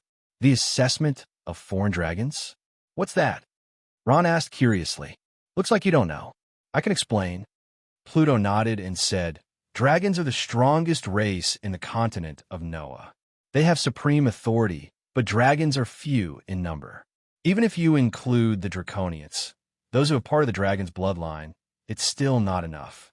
Therefore, they often need some strong people to help them. These strong people have the same authority as the dragons in name, but in reality, they're inferior to the dragons. These are foreign dragons." Pluto explained in detail. The status of foreign dragons is noble. It's just a title, but having it means having everything: wealth, honor, power, and so on. There are two ways to obtain it. The first is to be bestowed by the clan leader, like me. The second is to pass the Foreign Dragons Assessment. Pluto sighed faintly. It's not easy to pass the Foreign Dragons Assessment. First of all, the qualification is a hurdle. You need a recommendation letter from a member of the dragons to participate in this assessment. Fortunately, I got you a recommendation letter. It's on the table, After listening, Ron slowly walked to the table next to Pluto's window. He saw a letter on the table. He picked it up and skimmed through it. The content was nothing more than a recommendation letter for Prince Ron of the Kingdom of Doro to participate in the assessment. However, it was signed by an unfamiliar name, a woman named Sharon. The Foreign Dragons assessment is held once every 10 years. That's why I asked Aunt Sharon to write a recommendation letter for you. I was afraid that you wouldn't make it back in time. Fortunately, you came back in the end, Pluto said. Ron frowned. He took a deep breath and looked up from his father's bookshelf. Father, I'm not interested in the identity of foreign dragons. Why do I have to participate in this assessment? The muscles on Pluto's face twitched slightly. He turned around and walked quickly to Ron, looking at him quietly. Ron calmly looked back at him. His eyes were filled with confusion and confusion. Father, what? A smile appeared on Pluto's face. My child, you've finally grown up. He paused for a moment before continuing. The reason why I allowed you to participate in the dragon's assessment was because your mother wanted to see you. Pluto's words were like a heavy bomb, causing Ron to tremble. What? Although I have the identity of a foreign dragon, this identity doesn't bring me honor, but shame. Because I'm not allowed to step into Dragon Island to see your mother, but you're different, Pluto said calmly. After passing the Foreign Dragons assessment, you'll gain the right to enter Dragon Island at any time. This way, you'll be able to see your mother. Mother! Ron's heart was in turmoil. Mother, a term that was both familiar and unfamiliar to him, once again echoed in his mind. Go and participate in the Foreign Dragons assessment. If you're qualified, you'll be luckier than I am. You'll be able to see your mother at any time. If you can't, go and see your mother, then come back. Pluto said calmly. There were many strong people in the Foreign Dragons assessment. To be honest, he didn't have much confidence in Ron. Yes, father. Ron picked up the recommendation letter from the table and carefully placed it in his arms, as if he was holding a baby. He looked up with a determined gaze. Father, don't worry. I'll definitely pass the Foreign Dragons assessment. Ron returned to the hall. Hera had left some time ago. Only Morin, Basara, and Rainey were there. Without exchanging any pleasantries with Morin and the rest, Ron left immediately. There were still a few days before the Foreign Dragons assessment. If he was any later, he wouldn't be able to make it. Brother Ron, you're leaving so soon? Rainey gently tugged at Ron's clothes, tears streaming down her face. Basara, on the other hand, hugged Ron tightly and refused to let go for a long time. Ron dotingly patted Rainey's head. Yes, I'm leaving now. If I'm any later, I won't be able to make it. Then, I'll go with Sister Basara, Rainey said, reluctant to part with Ron. Basara also looked at Ron with pleading eyes. Ron glanced at Basara and sighed. Pornographic novels. Pornographic novels. I'm sorry, Basara, Rainey. I can't bring you along this time. Not everyone can enter Dragon Island. Oh, Rainey replied, disappointment flashing across her eyes. Basara's gaze dimmed. Ron hugged them and smiled. Don't worry. Once I pass the assessment, I'll come back to find you. Basara and Rainey nodded obediently. At this time, Morin walked over. Ron, you going to Dragon Island? Yes. Ron answered. Morin smiled. It's a once-in-a-decade assessment for foreign dragons. It's not that easy to pass. Many people participate, and there are quite a number of strong people. I heard that many people from the beast race are participating as well. Ron, you have to work hard. Morin smiled and extended her hand. Ron and Molin held each other's hands tightly, their eyes flashing with strong confidence. I will. Under the afterglow of the setting sun, everything on Earth seemed to be covered with a layer of faint red light. On the surface of the sea, the waves sparkled like pearls reflecting the light. On the bodies of the returning people, there was a long shadow. Outside the main gate of Dragon Island, two huge flying dragon statues stood quietly. Below the statues, there were rows of fully armed human soldiers. They were ordered to guard the main gate of Dragon Island. Recommendation letters were usually written by the internal dragons. However, there were exceptions. After all, there was nothing in the world that money couldn't buy. As long as there was money, some internal dragons could write as many as they wanted and even sell them openly. 1 million gold coins for a recommendation letter. Even though those human soldiers were on Dragon Island, they were only servants. Compared to the foreign dragons, they were too different. In the eyes of the people on Dragon Island, they were like watchdogs. The recommendation letter is correct. Please come in. The human soldier slightly bent his waist and extended his hand in an inviting gesture. He bowed slightly to a magic beast with a respectful expression on his face. It wasn't that easy to enter Dragon Island. During normal times, other than their own people, no one else could enter. Even during the assessment period, foreign dragons would need a recommendation letter to enter. Hold it right there. At this moment, a human soldier stopped another human. What? I have a recommendation letter. That human expert stood still calmly and took out the recommendation letter from his pocket and shook it. A handsome young man with an evil smile on his face slowly walked closer.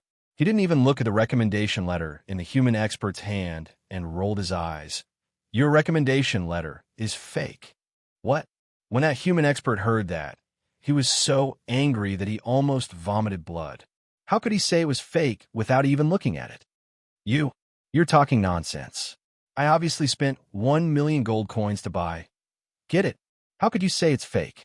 That human expert was so angry that his face turned red, and he started to argue with that young man. That young man rolled his eyes. Stop talking nonsense. If I say it's fake, then it's fake. If you want to go in, give me 100,000 gold coins. This was a blatant extortion. That human expert was not convinced and argued. Why didn't those few magical beasts who went in just now ask for money? Nonsense. You also know that they are magical beasts. That young man said sarcastically, you are a human. If you want to enter this door, you naturally have to pay. Those people were incomparably respectful to magical beasts and other higher races, but they were not polite to humans at all. Because among those magical beasts, there might be one or more lucky ones who passed the assessment. But there was not even a single human, so they basically didn't put humans in their eyes. Those human experts who were stronger than them were not polite at all. In these few days of the foreign dragon's assessment, these fellows who were usually ordered around by others regained their lost self-esteem in front of their human compatriots. Quickly pay up. If you are late, I won't let you enter this door, that young man urged. Usually, not many people would come to Dragon Island. Only when the foreign dragons took the assessment would they be able to earn money. He was originally a distant relative of a foreign dragon in Dragon Island. He spent a lot of money to get the opportunity to guard this door. Of course, he had to get it back. He didn't dare to accept the magical beasts, so he could only target those humans. That's right, quickly take out the money. Otherwise, I won't let you in. The human soldier hooted. He didn't even look at those magical beasts who transformed back into their original form. The human expert glared. His hand pressed on his space pouch. His eyes looked like they were about to spit out fire. What about you? That young man sneered. Yo, there's actually someone who dares to cause trouble on Dragon Island? What a big dog guts. Little ones, charge for this daddy. Seeing that this human flew into a rage, those lackeys swarmed over. That furious human expert strength had already reached master level. Normally, these beginner and intermediate level soldiers wouldn't even look them in the eye. Even if their numbers were doubled, they wouldn't be afraid.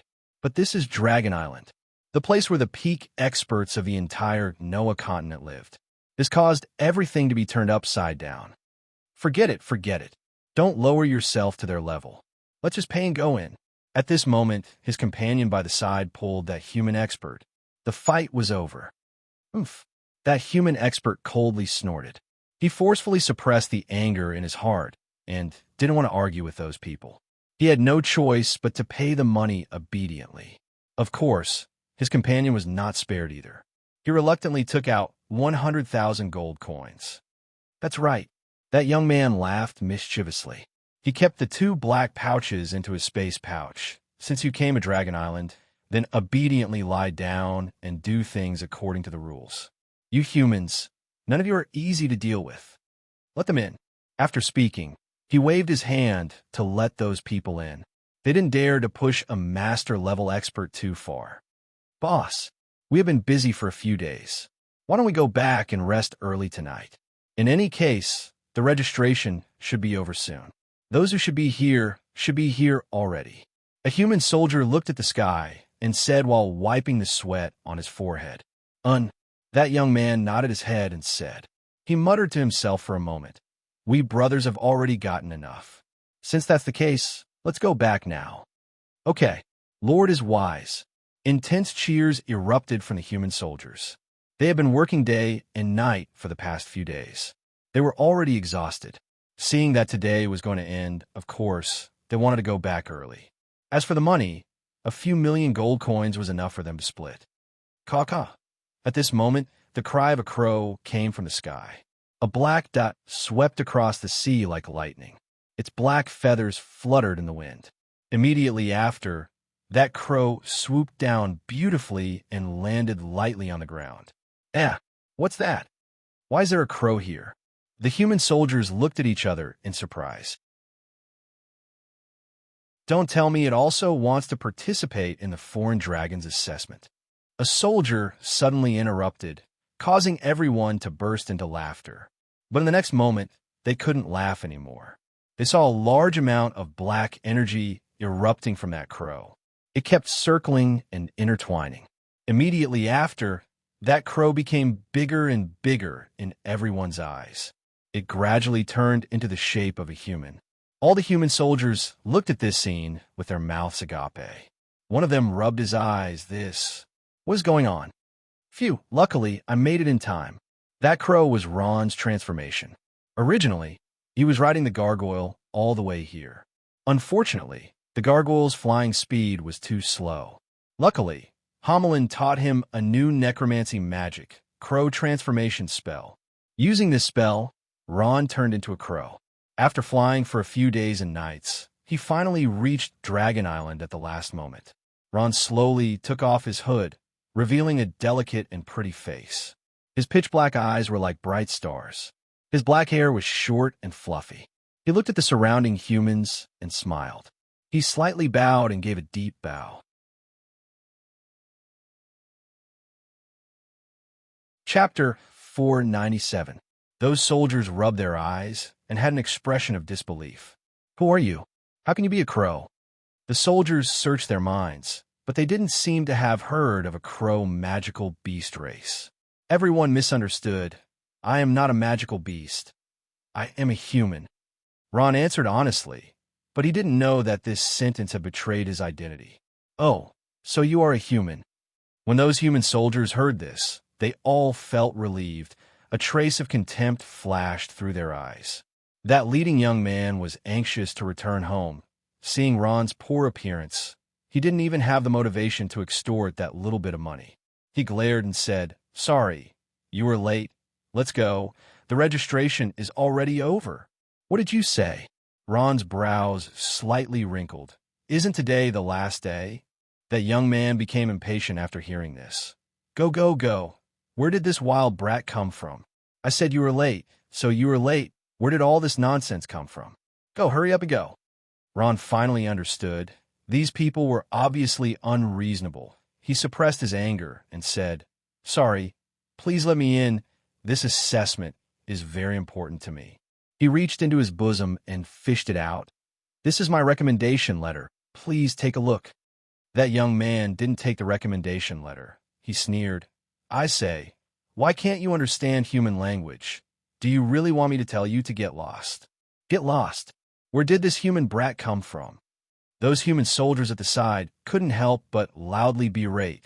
The weapons in their hands kept on waving at Ron's body. At this time, a human soldier couldn't help but stretch out his hand to push. With Ron's strength, how could he touch him? Ron's body slightly shrunk, and with a casual push, the human soldier fell to the ground. Ouch! You actually dare to make a move? The human soldier cried out exaggeratedly. He was in so much pain that his teeth were cracked. When a young man in the lead saw this, it was terrible. Hula, he surrounded Ron. Brat, you actually dare to behave atrociously on Dragon Island. I think you are tired of living. That young man gnashed his teeth and said, That young man. Ron calmed down. At this moment, he also decided to throw caution to the wind. He said indifferently, I'm not behaving atrociously. Since the registration is not over, I naturally still have a right to go in, since you guys are being unreasonable. I can only go in myself. You dare. Seeing Ron's firm gaze, that young man's attitude immediately softened. He shouted in a threatening manner, but cowardly at heart. Ron already didn't intend to talk nonsense with him. He directly barged in. Hey, what are you doing? Those snobbish soldiers were stupefied. They never thought someone would have such guts. They actually dared to barge into the Dragon Island. Could it be that he is not afraid of being torn to shreds by those dragons? A huge question mark rose in everyone's heart. Those lofty dragons did not care about the life and death of a human. Quick, stop him! The young man made a prompt decision. A trace of fear appeared on his face. If Ron succeeded in breaking in, none of them would survive. At this moment, those people regretted to the point that their intestines turned green. Ron didn't have much misgivings. He casually stretched out his hand. A spotlessly white-boned spear appeared in his hand. Bang! Bang! With a few sounds, those human soldiers who were not that strong were knocked down all of a sudden. They only saw Ron's figure moved. He transformed into a cloud of mist and scuttled in like a whirlwind. Mother****. The young man in the lead cursed ferociously. He crawled up from the ground in a sorry state. Looking at those soldiers who were beaten until they were swaying left and right, he berated, "What are you guys still standing there for? Quickly chase after him." Ron ran at lightning speed to the front. He quickly covered a distance of several dozen meters. His purpose in coming to Dragon Island this time was to meet his mother. As for foreign dragons, or whatever, he didn't care at all. But on this big Dragon Island, where is his mother? Other than his mother's name, Ron didn't know anything else. He couldn't help but feel anxious. The defensive measures of Dragon Island were not just for show. As soon as Ron broke through the gate, the surrounding alarm system was activated. Magic lamps lit up one after another, illuminating the surroundings as bright as day, making Ron unable to hide. Quick! Quick! Catch him! The human guards guarding Dragon Island ran out one after another. They were not those lackeys who were guarding the gate just now. They were fully armed elites. There was actually a dragon knight among them. Even though they were riding on dragons that had part of the dragon bloodline, it was still enough to make Ron have a hard time. In the northwest corner of the center of Dragon Island, inside a row of magnificent buildings, all the contestants who participated in the Foreign Dragons assessment were staying here. At this moment, their side also began to bustle with noise and excitement. What's going on? Someone actually dared to trespass on Dragon Island. It seems to be a human. Does he not want to live anymore? The contestants were discussing spiritedly. A lot of them looked at Ron's figure as if they were looking at a dead person. Those who trespass on Dragon Island generally did not have a good ending. Ron was running around like a headless fly, looking around aimlessly. He did not even know where he should go. At this moment, Homelin's voice that he had not heard for a long time transmitted into his mind. Ron, what's wrong? Why is your heart beating so frantically? Did you run into some kind of trouble? Also, what is this place? I feel that there are a lot of experts here. After Homelin awakened, he stayed in the crystal coffin inside the bone castle. Only when he felt that Ron was in trouble did he come out. Hearing Grandpa Homelin's voice, Ron's heart felt warm. He replied, "Grandpa Homelin, this is Dragon Island." Dragon Island? Homelin was surprised for a moment. Then his expression turned grave. Is it a power established by a certain magical beast race in Noah continent? There are a lot of experts here. At this moment, a clear cry came from the sky, only to see a boom sound. A large amount of smoke rose up. A huge winged dragon hawk descended from the sky, blocking Ron's path. Riding on the back of the winged dragon hawk was a fully armed human. He was a master winged dragon hawk knight, only to see he was wearing a full set of armor. His huge shoulder armor flashed a cold light under the night light. His expression was grim. His eagle-like gaze was fixed on Ron. He coldly said, "Those who trespass on Dragon Island die." Ron stopped his footsteps, calmly said, "Sorry, I am here to look for someone. Please inform, but go to hell." Before Ron could finish his words, the winged Dragonhawk Knight rudely interrupted. He did not want to listen to Ron at all. In his opinion, Those who trespass on Dragon Island only have one outcome: death. There was no reason. His hand shook, a long dragon spear pierced out. The tip of the spear emitted a bone-piercing cold air. A faint white light circulated. It pierced towards Ron. The winged Dragonhawk Knight's first move was to kill. Ron took a deep breath. He knew it was useless to say more. Only strength could shut the other party up. Since that is the case, I will not hold back. The space bag at his waist flashed slightly. A long staff appeared in Ron's hand. It was a sacred weapon, Dragon Bone Staff, given to him by the corpse wizard King Gusi. Death Coil. Ron's hand drew a semicircle, his mouth silently chanting an incantation. Not long after, a light green ball of air appeared in the center of his palm, lightly jumping around like a cheerful bird. Green ripples circulated, as if thousands of vengeful spirits were entangled, emitting a majestic soul energy. Go! Ron took a deep breath, skillfully throwing out the light ball, like a meteor chasing after the moon, towards the winged Dragonhawk Knight. What is this thing? The winged Dragonhawk Knight frowned. This human who trespassed on Dragon Island was strange. He could not even tell his profession. Razor shield. Faced with the incoming green ball of light, the winged Dragonhawk Knight did not dare to be careless. He suddenly raised the giant shield in his hand, preparing to defend himself in an instant. Boom! The green ball of light ruthlessly hit the giant shield, a faint black fog dissipating in all directions. The power of the green ball of light surprised the winged Dragonhawk Knight. It was not too strong, but too weak, as if someone had pushed it lightly. It doesn't seem like much. A hint of contempt flashed in the eyes of the winged Dragonhawk Knight. But in the next moment, his face suddenly turned to one of shock. What is this? Not only did the green fog not dissipate, but it also gathered frenziedly, enveloping him. A voice that sounded like it came from hell appeared in the winged Dragonhawk Knight's mind, incomparably sharp. This is a soul attack. The winged Dragonhawk Knight was shocked, but it was too late to dodge. The light green fog madly attacking his soul. Pain. Severe pain. A mournful howl came from the winged Dragonhawk Knight's mouth. His head tilted, his body lost balance, and his whole body fell to the ground. He rolled on the ground in pain. Blood began to ooze from the corner of his mouth.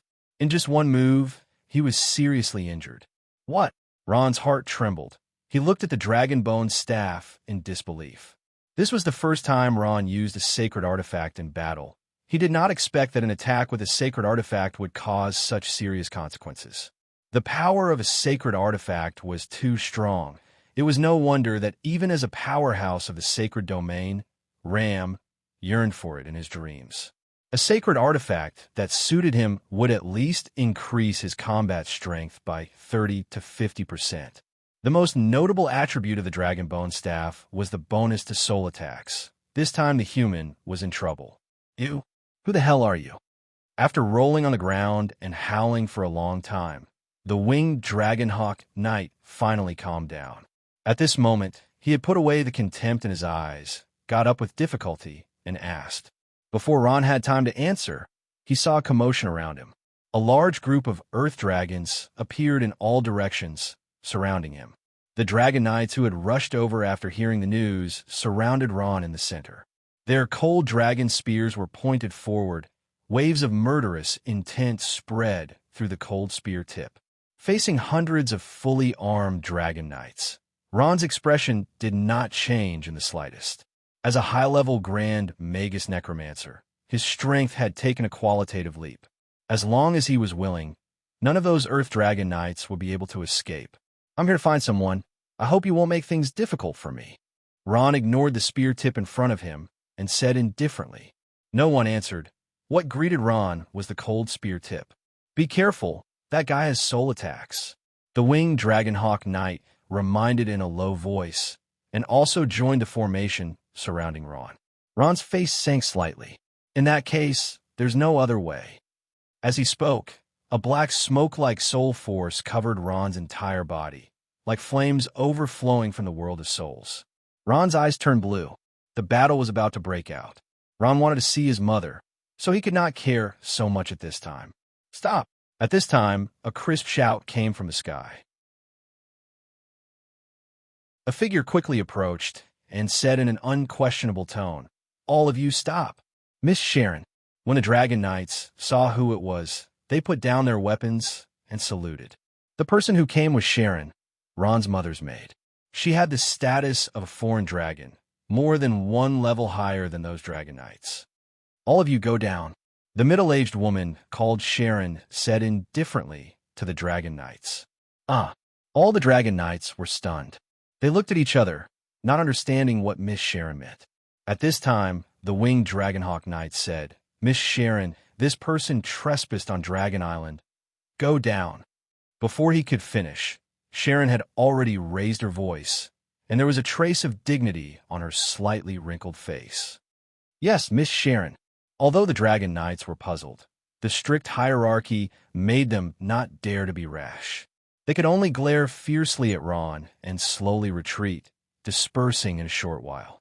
The storm dissipated into nothingness. Ron heaved a sigh of relief, put the dragon bone staff back into his space bag, and was about to thank Miss Sharon. "You're on, right?" At this time, the middle-aged woman called Sharon took the initiative to step forward and ask. "Yes." Ron nodded.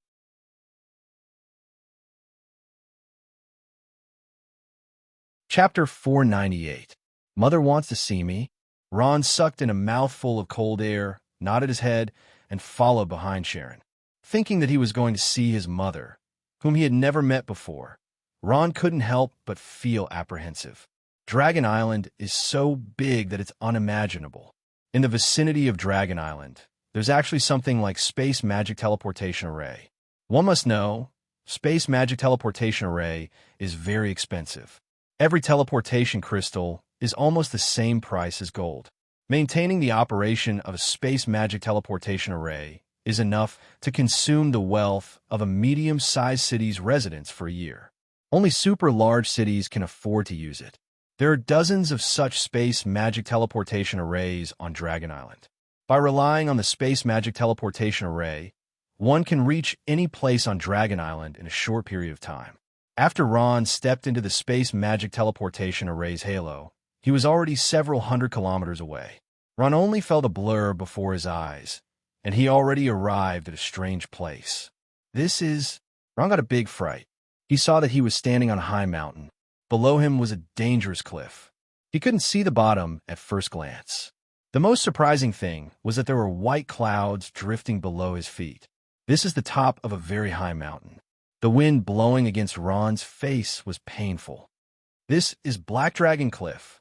Sharon faintly smiled and replied, "Young Master Ron, please come this way."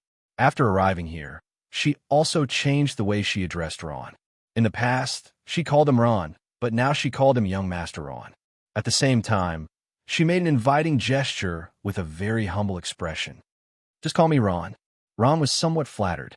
After passing through a long corridor like a city wall, Ron followed Sharon to a tall building. This building was built halfway up the mountain. It didn't look gorgeous, on the contrary. It had a bit of a solemn atmosphere. On the terrace halfway up the mountain stood a slender figure. It was an extremely beautiful woman. Her long black hair draped down to her waist. Her pitch-black eyes were as vast as the night sky. She had a pretty face. Her eyebrows were somewhat similar to Ron's. She was wearing a black robe. Her chest and cuffs exposed white embroidery. She wore light makeup. Her beautiful face revealed a trace of faint sorrow from time to time. That black-clothed woman casually stood there and inadvertently released a powerful aura. Without a doubt, she was a peerless powerhouse at the pinnacle of strength. That is, seeing that black-clothed woman's face, Ron's heart. That's right, that was his mother, his biological mother. Although Ron was taken away not long after he was born, Ron recognized her at a glance. That was his biological mother. It was a feeling of being connected by blood like mother and son. Ron was sure that he would never mistake her. Ron stood there in a daze. He was trying his best to remain calm. Unfortunately, he couldn't do it. His body trembled violently. Unknowingly, Ron's tears quietly slid down his cheeks. At this time, the black-clothed woman standing on the terrace also happened to look over. Her eyes met with Ron's. In an instant, her body trembled as if it was struck by lightning. Moody, the black-clothed woman trembled as she took a step forward. She stretched out her hand. Her eyes revealed a look of disbelief. Moody, is it really you? Heavens, am I dreaming? Mom. Ron's face was covered in tears. Moody. The black-clothed woman was Ron's biological mother, Dark Wyvern Bellis. When she saw Ron, she was so excited that she couldn't control herself. Bellis couldn't hold it in any longer. Her figure instantly disappeared with a swish. The next moment, she appeared in front of Ron and hugged him in her arms. The Dark Wyvern's valiant speed was stunning. Moody, my son, Mom missed you so much. Bellis hugged Ron tightly. Mom. Ron hugged her as well. The mother and son hugged each other and cried bitterly. Pornographic novel Sharon stood quietly at the side with a gratified smile in her eyes. Bellis calmed down with great difficulty. Only then did she bring Ron into the palace she lived in with a smile. Moody, Mom finally sees you. Mom thought that she would never see you again in this lifetime. Bellis gently stroked Ron's cheek. Her eyes revealed infinite love. Mom, I'm not called Moody. I'm called Ron. Ron said embarrassedly. Bellis smiled and said, when you were born, I gave you the name Moody. That's the name of an ancient hero. But since you like to be called Ron, then Ron it is. Thank you, Mom. Ron's name was given by Grandpa Zari. He didn't want to change it. You must have had a hard time all these years by yourself, right? Bellis said kindly. Looking at the wrinkles at the corner of his mother's eyes, Ron was moved. He shook his head and said, Mom, I didn't have a hard time at all. My son has grown up and has a promising future. Mom is very gratified. Mom guesses that you should be a master-level expert now, right? Bella smiled and asked. She exposed Ron's strength in one sentence. How can I compare to you, Mom? Ron gently held his mother's skinny hand. His heart was warm. He was touched by his mother's concern. The mother and son seemed to have endless topics to talk about. Bellis was not a talkative person, but at this moment, she seemed to be pouring out all the bitterness of these years to Ron, pulling him and talking nonstop. She asked about Ron's growth, about Ron's cultivation, and even about Ron's marriage. She wanted to know everything about Ron. Ron didn't hide anything and told her everything he could. Ron, you're cultivating something called undead magic? Bellis asked. She looked a little worried, as if she was afraid that her child would go down the path of evil. Not undead magic, but undead magic. Ron corrected Bellis's words. Bellis frowned. I don't know why, but I feel that your power is very evil. If possible, don't cultivate it. How about changing your profession to a magician? Ron smiled bitterly. Mom, I've been cultivating for so long. It's too late to change my profession now. Besides, I don't feel that there's anything wrong with this power. Soul power is also a kind of power. Mom doesn't care about soul or not.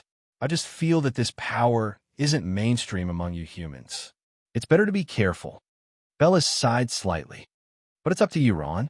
As long as you're happy. Ron was talking to his mother. At this moment, Sharon walked over and glanced at Ron. Miss, young Master Ron's registration has been completed. Got it. Bellis nodded. She glanced at Ron and sighed faintly. Ron, stay here for a few days. Let Mom take a good look at you. I'm afraid that the next time we meet will be 10 years later. She paused. Don't participate in the Foreign Dragon's assessment. Why? Ron was confused. Mom, I came here to participate in the Foreign Dragon's assessment. Why don't you let me participate? Silly child. Bellis explained with a bitter smile. Although Mom wants you to participate in the Foreign Dragon's assessment, it's not that easy. If you're not careful, you might lose your life. Although Mom can't bear to part with you, it's better that you don't go. Ron finally understood. It wasn't that Mom didn't want him to participate in the Foreign Dragon's assessment, but that the assessment was too difficult and dangerous. Mom didn't want him to take the risk. Mom, I'll definitely pass the Foreign Dragon's assessment. Ron replied with a firm tone. Standing in a large square on the east side of Dragon Island, Ron looked around. The square was filled with people who were watching the fun.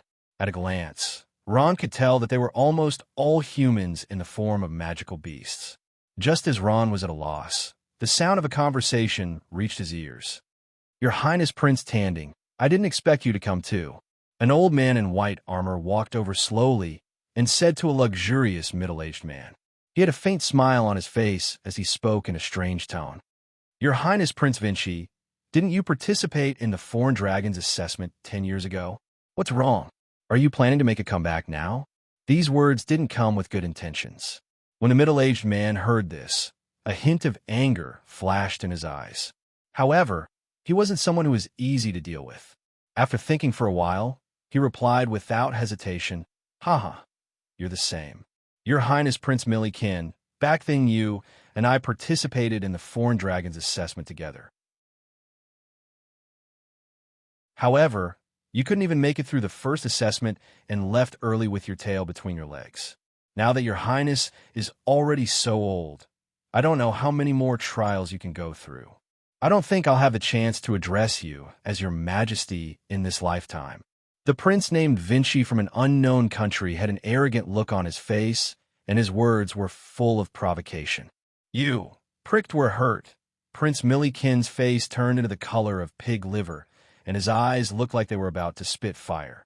His Highness Prince Milliken was already 65 years old this year, but his father, the king, was already 80 years old. Furthermore, his body was still very healthy.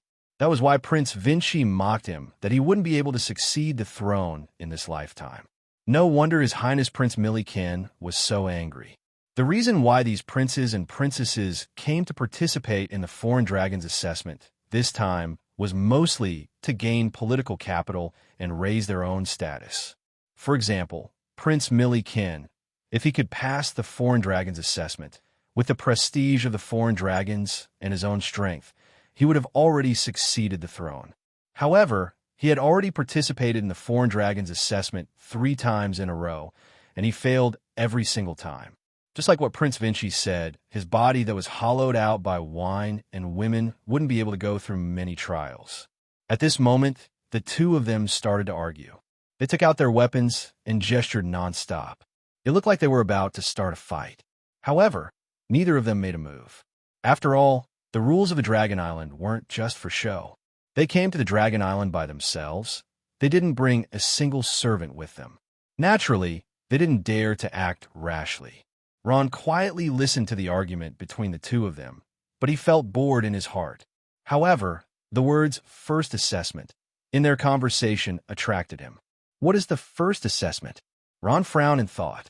He knew that the Foreign Dragons assessment was divided into 3 rounds. The winner would advance, and the loser would be eliminated. However, he didn't know the content and method of the assessment. His mother, Billis, and her maid, Sharon, would definitely know. However, he talked to his mother too late and forgot to ask. He came to participate in the assessment, but he didn't know the content of the assessment. Ron was a little nervous at this time. At this time, the sound of the magic loudspeaker came.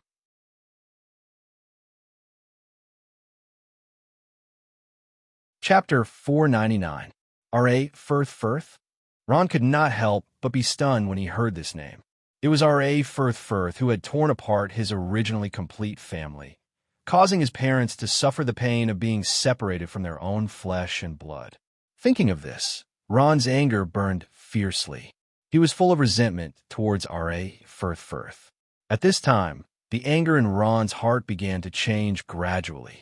It transformed into his mother's face, only to see his mother quietly staring at him with resentful eyes. Ron recalled the conversation with his mother last night. Although his mother was full of resentment towards R.A. Firth Firth, she did not hate him. On the contrary, she wanted Ron not to be angry with his grandfather. In this matter, you are not an exception. The world of magical beasts is like this. This was the reason his mother used to convince him. Thinking of this, Ron's anger quickly subsided. R.A. Firth Firth was walking in front. He was a skinny old man with his hands behind his back, his expression dignified. He was walking slowly towards the center of the rostrum. Behind him was a beautiful woman. She had long golden hair tied into a knot on her head. Her white clothes fluttered in the wind, just like a fairy from heaven. She is Frigga. Hearing the introduction through the magic loudspeaker in the square, Ron finally knew that this woman was the chairman of the Parliament, a powerhouse in the divine realm, the fairy dragon Frigga. She was also one of the few geniuses in the Noah continent. She was born with an all-elemental magical domain. She was a few years older than Ron and had even hugged him when he was young. Ron stared at Frigga's back. According to Ranerier, this woman was Ron's fiancée. She had also admitted it herself. However, Ron could not feel happy at all. Although he did not know the motive behind Frigga's words, Ron knew in his heart that the difference in status between him and her was too great. It was impossible for the two of them to be together. For this kind of thing, Ron didn't think about it at all, but he was full of curiosity about Frigga. However, the woman who appeared next shocked Ron. It was none other than his mother, Bellis. She was still wearing the same black robe with white flowers. It was plain and unremarkable, and it set off her perfect figure. She seemed to have a weak body, but she possessed unfathomable strength. The dark wyvern, Bellis, was at the pinnacle of the sacred domain. At this moment, a voice entered Ron's ears. Isn't that Elder Bellis of the Black Dragon clan? I heard that she has always been living in seclusion and hasn't shown herself for a long time. Why did she come out today? A young man in the form of a demonic beast said. Rumor has it that Elder Bellis seemed to have done something wrong and was then locked up by Lord Patriarch. Now it seems that the rumor has no credibility. Another magical beast said. The two magical beasts were whispering to each other. One of them seemed to know about the dragons very well and was talking to the other about the dragons. My mother is actually an elder of the dragons. Ron's heart skipped a beat. He looked at his mother quietly with a trace of attachment in his eyes. As if she felt Ron's gaze, Bella's heart skipped a beat. She stopped and swept her beautiful big eyes to the center of the square, as if looking for Ron's figure. However, there were thousands of people in the center of the square. It was easier said than done to find one person. Aunt Bellis, what's wrong? Frigga stopped and asked. Are you feeling unwell? It's nothing. Bellis smiled faintly and reluctantly withdrew her gaze from the square. Bellis was not a person who liked crowds. She came to the square today for her son. After looking around and not finding Ron's figure, Bellis felt a little disappointed. At this moment, the black dragon, R.A. Firth, who was walking in front, stopped in his tracks.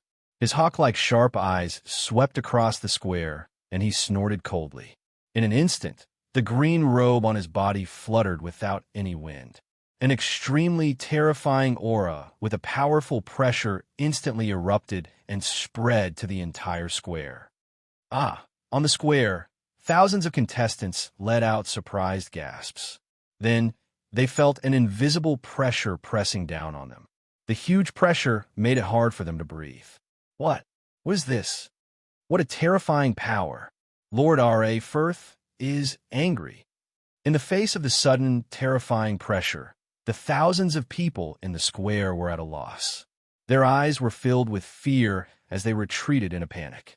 The pressure of a Godrealm master was not something that ordinary people could withstand. The terrifying pressure was tangible, and it enveloped the whole square. The air was filled with the smell of death. No one knew why R.A. Firth was suddenly angry, although it was said in the Noah continent that he was temperamental. The terrifying pressure was like waves, wave after wave. The center of the square in the God realm had become a disaster area where the power of the God realm wreaked havoc. Some people could no longer bear the pressure and quickly retreated out of the square. In the center of the square, thousands of people kept moving out. The black mass of people was like straw blown down by the wind. Some magical beasts with human bodies could not withstand the pressure and revealed their true forms. Nonetheless, even if the magic beasts revealed their true forms, it did not mean that they could resist the terrifying pressure. They continued to retreat. The magical beasts were still fine, but some humans could not withstand the pressure. Squeezed by the dense crowd, they could not get out for a while and fainted. At this moment, Ron was sweating profusely. The power coming from the other side was too terrifying. It was suffocating. He felt that the other side was like an unfathomable sea, and he was like a small boat in the sea that could capsize at any time. Ron took a step back. With just one step back, Ron felt the pressure on his body reduce greatly. At this moment, he finally knew why those people retreated. With the first step, there would naturally be a second step and a third step. The strange thing was that with every step Ron took, the pressure on his body reduced a little. When he no longer felt much pressure, he was almost standing outside the square. At this moment, besides Ron, there were still a few people standing in the square. Many people had been forced out of the square by the pressure. No, I can't let him look down on me. What R.A. Firth did to his daughter, Bellis, was rooted in one word: discrimination. As a lofty member of the dragon race with tyrannical talent, Raphael had every reason to look down on the frail humans. It was no wonder that he viewed Ron's existence as the greatest disgrace to the dragon race. Facing the dark, pornographic novel under the pressure of the giant dragon, Ron's arrogance was aroused. So his weak body stopped retreating, and his trembling right foot took a step forward. One step, just one small step. Ron felt the surrounding pressure pressing down on him like an avalanche. If it was heaven just now, then taking a step forward was like entering hell.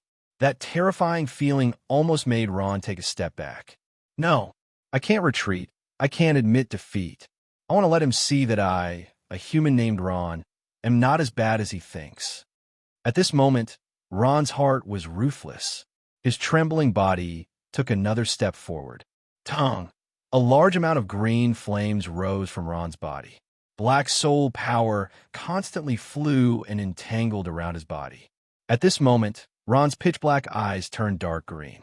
Similar to Ron, some powerful magical beasts were also struggling to hold on, trying not to leave the square. One person, R.A. Firth, alone forced thousands of magical beasts to retreat with his pressure alone. Among them, there was no lack of magical beasts from the sacred domain. Even a magical beast from the sacred domain could not be so calm in front of R.A. Firth. At this moment, a smile appeared on Firth's face. It seems that there are a lot of strong people this time. As he spoke, he suddenly doubled the pressure. At this time, there were not many people in the square. Most of the humans and magical beasts had already retreated from the square.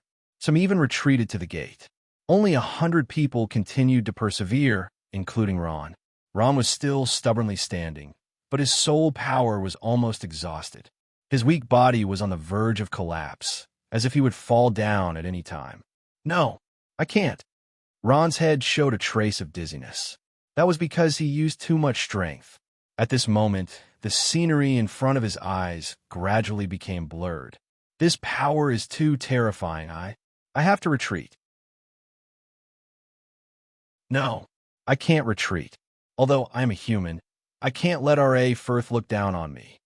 In Ron's heart, two voices constantly echoed. Two thoughts constantly filled his mind, as if two little people were fighting.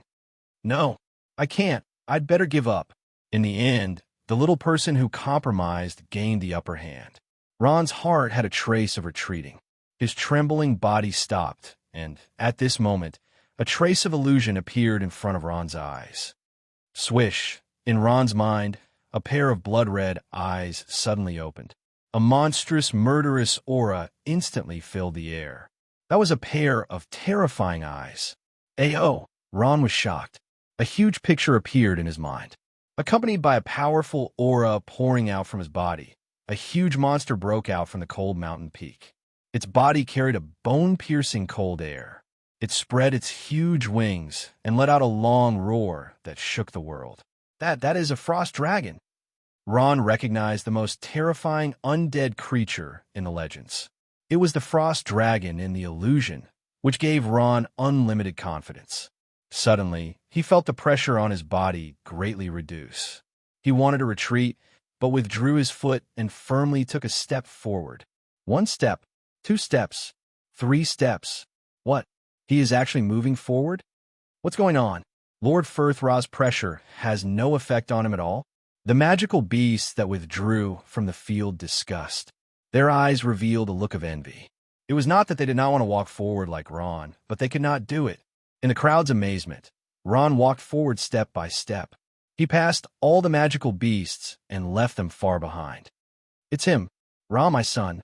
The sudden appearance of Ron attracted Bellis's attention, and a trace of spirit appeared in her eyes. Frigga looked at Bellis strangely. She did not know why Aunt Bellis was so fond of this human.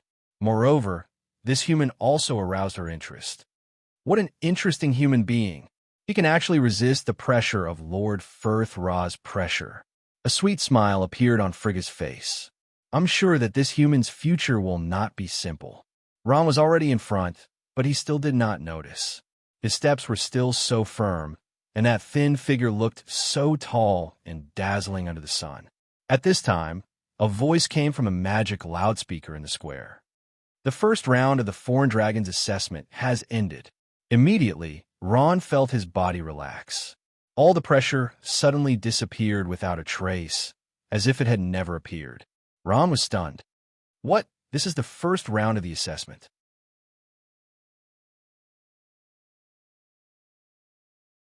Chapter 500. In the spacious square, Ron, who was standing in the center, instantly became the focus of everyone's attention. Everyone looked at Ron with envy.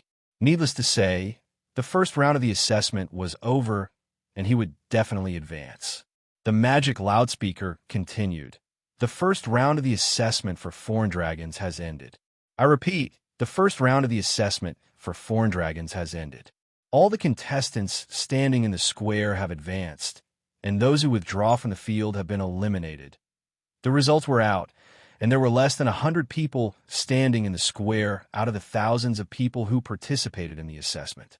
In the first round of the assessment, thousands of people were eliminated.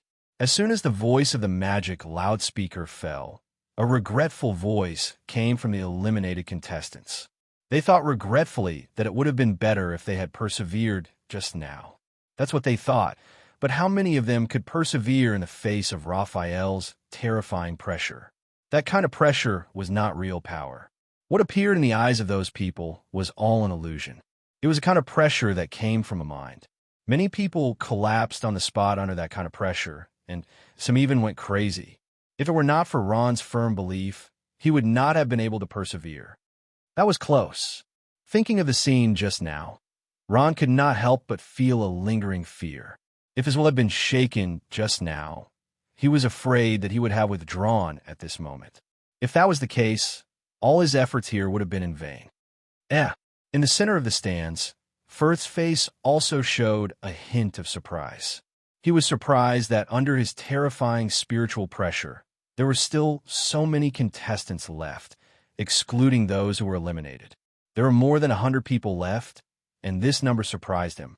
In addition, what surprised Firth even more was that the person who was closest to him was actually a human. According to his thoughts, the closer he was to the center, the stronger the spiritual pressure he felt. At the same time, this also showed that this human was not afraid of his spiritual pressure. This human is a little interesting. Firth laughed. He could not help but look at Ron a few more times. He did not know why, but when he looked at this human, he felt a sense of familiarity. Regardless of his appearance, expression, or temperament, he was very similar to someone he was familiar with. But who was it? Firth, however, couldn't remember at the moment. At this time, the magic loudspeaker in the center of the square sounded again.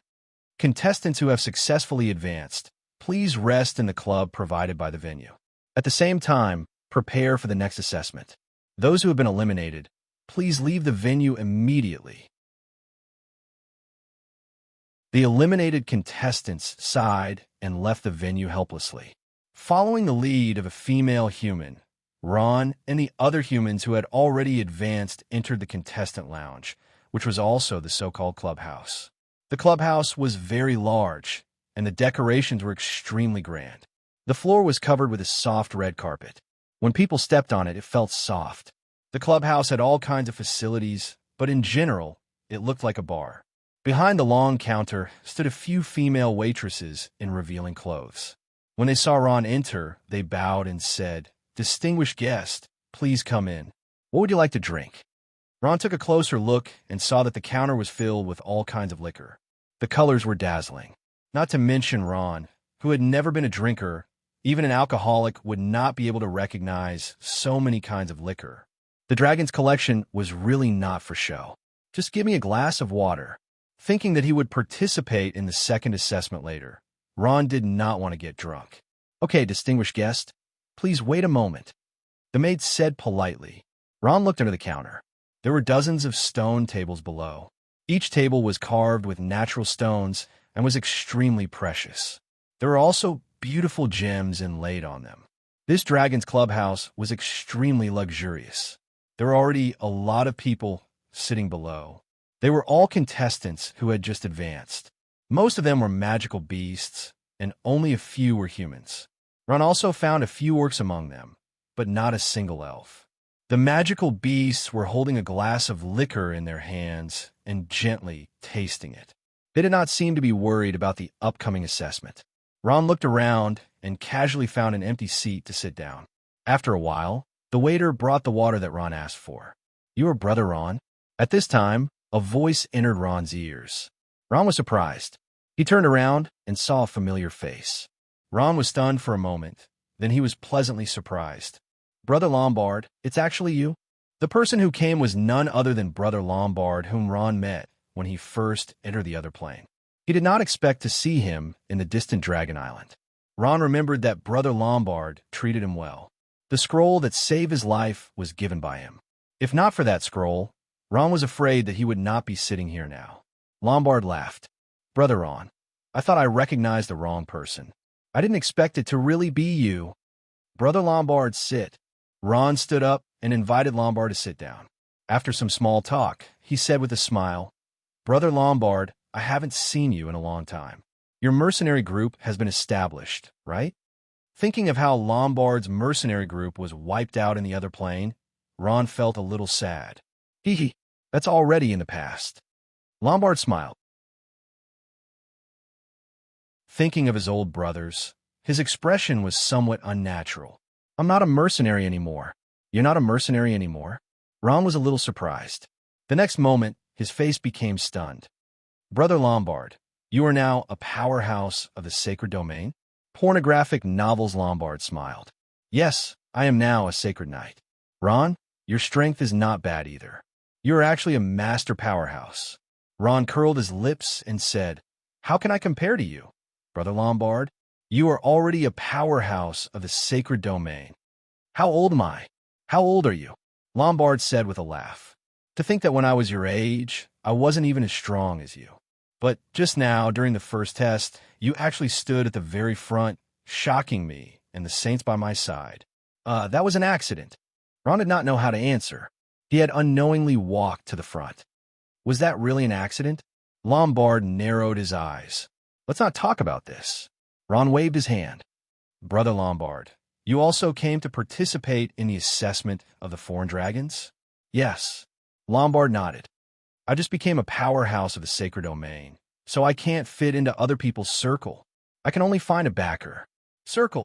Ron heard this word and felt a little strange. "Yes, circle." Lombard nodded and smiled bitterly. "Ron, the world of powerhouses of the sacred domain is not as simple as you think. Every powerhouse of the sacred domain has their own circle.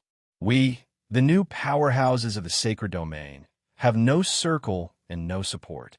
We can only be bullied." Ron finally understood that the competition between powerhouses of the sacred domain was just as cruel. "Ron," as the two of them were talking, a melodious voice interrupted him. He saw a tall girl in red leisurely walking towards him. A powerhouse of the sacred domain? Lombard and Ron felt a chill in their hearts and became vigilant. The strength of a newcomer had already reached the sacred domain. To be precise, she should be level 13 because she was a low-level magical beast of the sacred domain. "You are." Looking at the girl, Ron felt that she looked familiar, but he couldn't recall who she was. Ron, I didn't expect you to forget me so quickly." The girl in red said hatefully. "I can't forget you even for a day." You're Medusa?" Ron finally remembered. This girl in red was Medusa, whom he had met once. In the battle between the young powerhouses of the Orc Empire, she lost to Ron. No wonder Medusa hated him so much. Medusa raised her eyebrows. "Correction, I'm not Medusa anymore. You should call me Queen Medusa. Furthermore, I have a name too. My name is Palessa." Don't call me Medusa from now on. Yes. Ron could only stand up and salute. Facing this magical beast of the sacred domain, he didn't dare to be careless. Your Excellency Palessa is also here to participate in the Foreign Dragon's assessment? That's right. Palessa smiled. Ron, I haven't settled the score with you last time. You better be careful. This time you won't be so lucky. A level 13 magical beast of the sacred domain, Queen Medusa, Palessa, believed that she wouldn't lose this time. She wanted to teach Ron a lesson and vent her anger. Ron, I didn't expect you to be here too. Another person greeted Ron. Ron looked up. Coincidentally, it was his old rival, the Orc Wyvern Knight Zhu.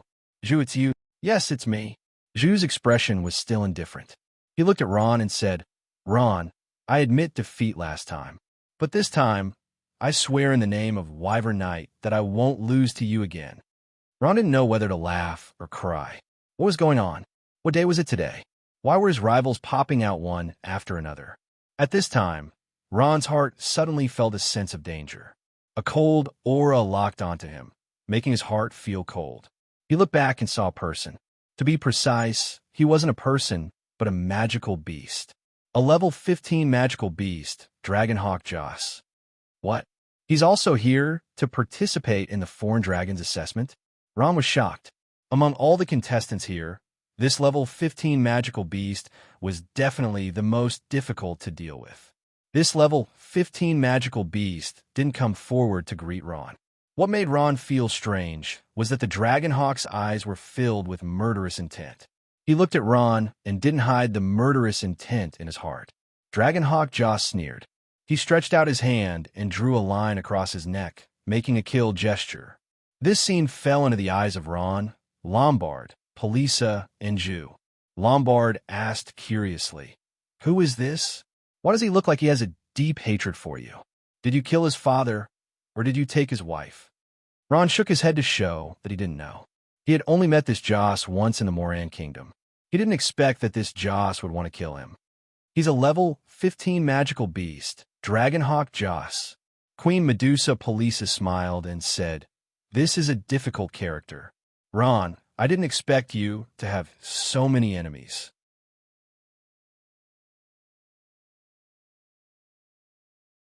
Chapter 501. After a short break, the second round of the Foreign Dragon's assessment was announced through the magic loudspeaker. More than 100 contestants who had successfully advanced stepped into the circle of light of the Dragon Island's teleportation array. At this time, a blue light shone, and the first batch of contestants had disappeared into the teleportation array. Ron, dressed in a black robe, stood in the array of the third batch of contestants. He clenched his fists, feeling a little perverted. He was nervous. At this time, he inadvertently glanced and saw a familiar figure. His mother, Bellis, was standing not far away from the teleportation array, looking at him quietly. Her dark eyes were full of worry. Ron did not go forward to greet his mother. Instead, he silently paid his respects to her, bowed his head slightly, and disappeared into the circle of light. Bellis ignored the surprised gazes of the other contestants and watched intently until all the contestants disappeared into the teleportation array. Only then did she sigh slightly. Miss, her maid, Sharon, appeared beside Bellis and said quietly, He's gone. I know. Bellis was still staring at the magic array, as if there was something there that attracted her. But I just want to see him more, Sharon said. Miss, don't worry. I think young Master Ron is not a simple person. Look at his performance in the first round of the assessment. Under the pressure of Lord Firth, he was actually able to walk to the front. Many magical beasts in the sacred domain can't do that. Sharon paused and said, Miss, are you worried about the power used by young Master Ron? Although his power is very evil and strange, it is also undeniable that this power is very powerful. I have never denied Ron's talent and hard work. He has grown into a master at the age of 20. As a human with mediocre talent, he has done well enough. Beatrice let out a long sigh. But I also know that he had sacrificed a lot to get to where he is today. He was an orphan since he was young, and his path was full of obstacles and obstacles. In order to cultivate that undead magic, he was hunted down by the Holy Church in the human world, and he was even hunted down by the Parliament. But as his mother, I couldn't do anything for him. Speaking of this, Bellis's expression was a little gloomy. With her status as an elder in the dragons, Ron should have gotten everything he deserved. His growth should have been perfect and glorious, and his status should have been honorable and noble. But today, he was like a stray dog, being chased around everywhere. It was not easy for Ron to get to where he was today. At this moment, Bellis felt that she owed her son too much. Every time she saw his confident and optimistic expression, Bellis's heart was filled with guilt. The chilly northern wind was like a burning knife scraping against his face. It was as painful as being cut by a knife. In just a moment, the contestants had come from the warm spring to the cold winter. The weather here was terrible, and snow was accumulated all year round. This was a world where a drop of water would turn into ice. Ron sneezed and couldn't help but tighten his black robe. It wasn't just Ron. In this world where water droplets turned into ice, many people were frozen and curled up into a ball. They had suddenly come to this strange and cold place. Many people were not used to it. Magical beasts were generally strong and did not fear the cold, but humans were not. Many humans took out thick clothes from their space bags and wrapped themselves in 3 layers. Ron was no exception. He put on a thick leather coat over his black robe. What is this place? It's so cold, a contestant said with a trembling voice. This seems to be the polar ice field. Another contestant's eyes were filled with fear. This is the legendary place where the powerful dragons train. Just as everyone was whispering to each other, a loud and clear voice rang out. That voice came from a middle-aged man, a powerful saint-level wyvern. His face was expressionless, but his voice was full of energy. In this whistling cold wind, every word he spoke shook the eardrums of everyone present. Not a single word was left unheard.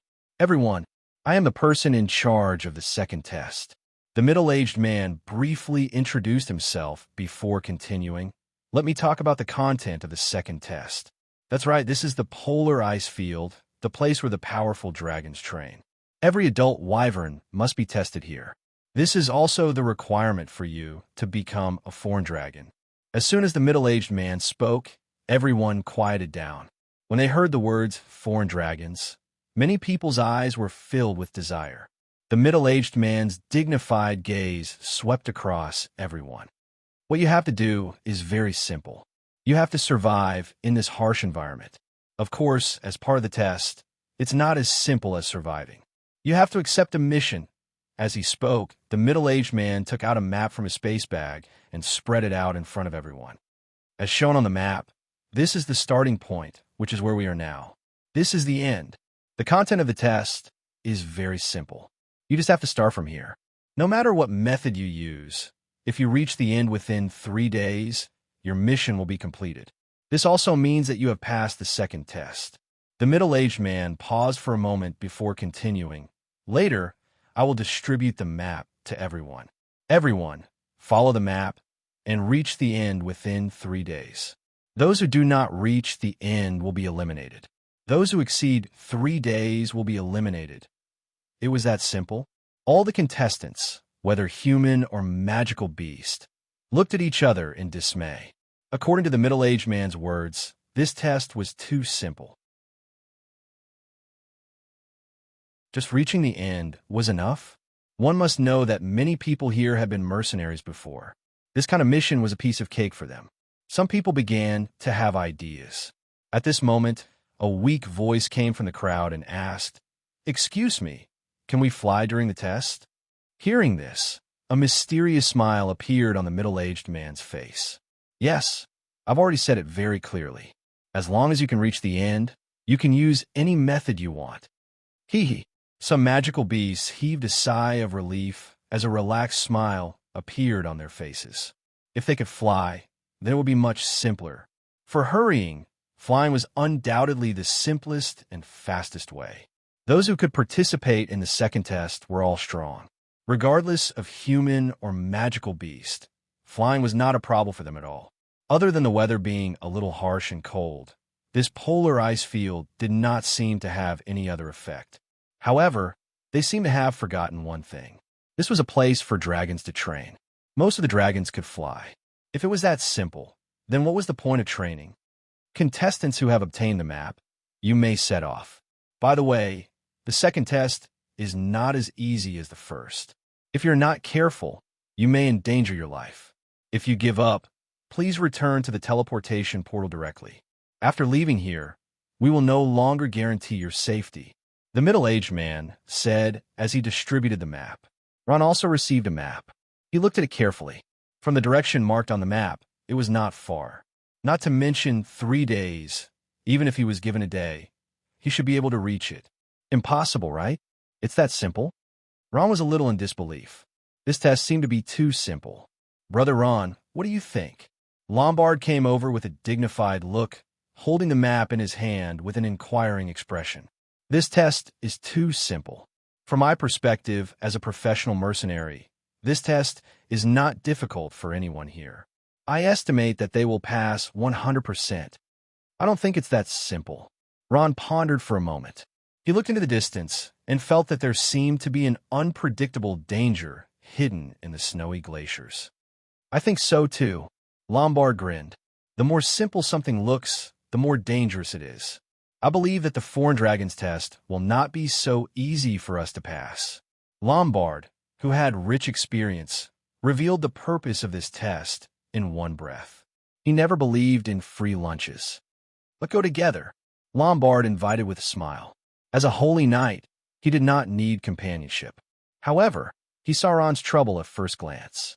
The few magical beasts that were originally looking at him showed an extremely unfriendly look, especially the level 15 Dragonhawk. That's good too.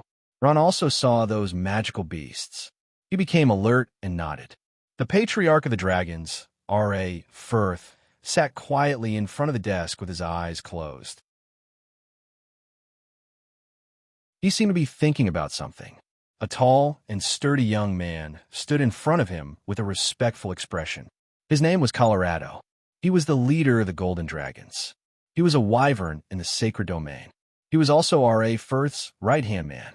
Like all the young men of the dragons, he was also a pursuer of the fairy dragon Frigga. He had more than one conflict with Ranarier. The two sides even had a fierce battle in the sky above the Dragon Island. It was only stopped when R.A. Firth arrived. As for the matter between the two, R.A. Firth did not want to interfere. Both of them were outstanding young men of the dragons. Their strength was about the same. He did not know who to favor. Ranarier had been working hard on Frigga. He constantly expressed his love for her. However, the calm and reserved Colorado was different. His main target was R.A. Firth. He did his best to do things for him. R.A. Firth liked him very much. After the first test ended, R.A. Firth became interested in the identity of that human. He ordered a thorough investigation. Colorado naturally did not stay idle. He was quite efficient. He quickly got Ron's information and put on Firth's desk.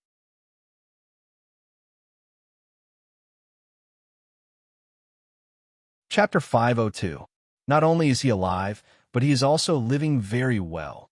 It is said that for this matter, Deputy Chairman Hao Qin personally took action. I don't know how, but he escaped with his life. Colorado shrugged. He had never believed this matter. Hao Qin, La Firth's gaze turned cold. How is that possible? No wonder La Firth didn't believe it. Apart from the experts of the Divine Realm, no one could escape from the hands of the experts of the Divine Realm. Even the experts of the Sacred Domain couldn't. I also don't think it's true. Colorado replied. He paused and hesitated for a moment before asking, Sir Patriarch, now that we have basically confirmed that Ron is the heretic, then should we suspend his qualification for the assessment and arrest him? At this time, Raffield pondered for a while before saying after a long time, logically speaking, as the Deputy Speaker of the Parliament, I also have the obligation to maintain the law and discipline of the Noah continent, but as he spoke, his gaze fell on the signature of the recommendation letter presented by Colorado, and his heart trembled slightly. What? It's actually her? Sharon. Colorado was also shocked. How could it be Sharon? Could it be related to Elderbellis? Bellis had been living in seclusion at the Black Dragon Cliff for 20 years, but she appeared in this assessment for foreign dragons, which inevitably caused others to associate her. At this point, Colorado suddenly stopped, and a trace of fear flashed in his eyes. He suddenly remembered that it was inappropriate to talk about Bellis on Dragon Island, and it was in front of Lawfirth. Many people on Dragon Island didn't know what happened 20 years ago, but Colorado knew a little. He took a step back and prepared to receive a storm of criticism from the Patriarch. However, Colorado was wrong. Lawfirth didn't reprimand him. Instead, he slowly leaned on the wide chair and looked into the distance as if he was thinking about the past. Lawfirth didn't expect that his most precious daughter would fall in love with a human. Without his understanding, she eloped and gave birth to a human son. Lawfirth regarded this matter as the greatest shame, and it was also the eternal pain in his heart. Thinking about it, a noble and powerful dragon with the strength of the sacred domain actually gave birth to a child with a lowly human. It was no wonder that he couldn't accept it and did something irrational. 20 years had passed, and the situation had changed. Naturally, Raphael's state of mind was very different. He was a man with a strong personality, but Bellis had inherited his personality. All these years, Bellis had been living in seclusion at Black Dragon Cliff. Wasn't it because she was angry with her father?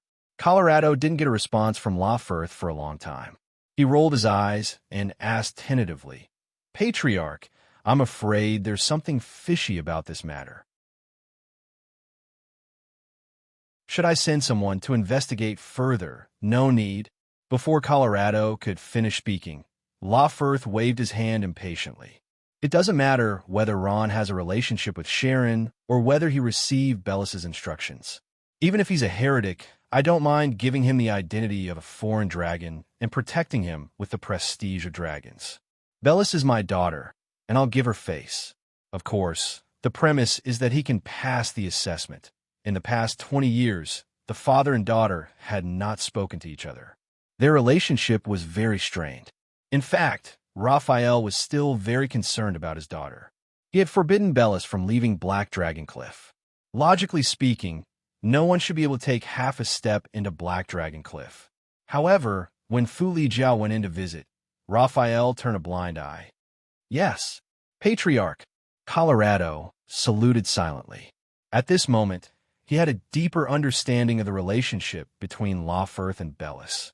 The north wind was fierce, and the snow was swirling. Snowflakes as big as goose feathers fluttered down, and the earth was silver. In the snow and ice fields of the extreme north of the Noah continent, beautiful auroras filled the air like a piece of cloth across the sky. It was very beautiful, but no one was in the mood to appreciate it. They had a more important task. At this time, two black spots appeared on the horizon. They were the necromancer Ron and the paladin Lombard, who were constantly on their way.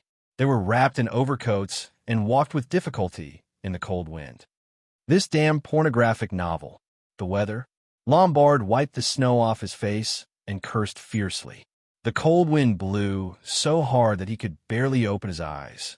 Even though he was a mercenary and had traveled extensively, he had never seen a place with such a bad natural environment. At this moment, Lombard's body emitted a faint white light, which reflected a bright halo on the ground and enveloped Ron, who was beside him. Cold resistance halo. This was a unique skill of the paladin. After using it, they would not be afraid of the cold. Being enveloped in it, their bodies became much warmer.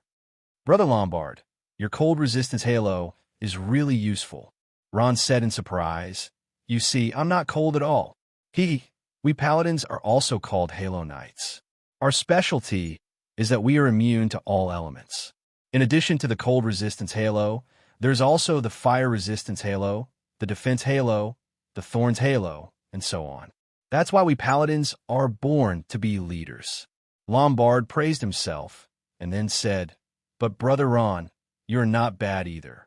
Although I don't know how you did it, your scouting ability is really not bad. Many times, you can predict the future, and you are even better than a thief. You're very good as a scout." Ron smiled.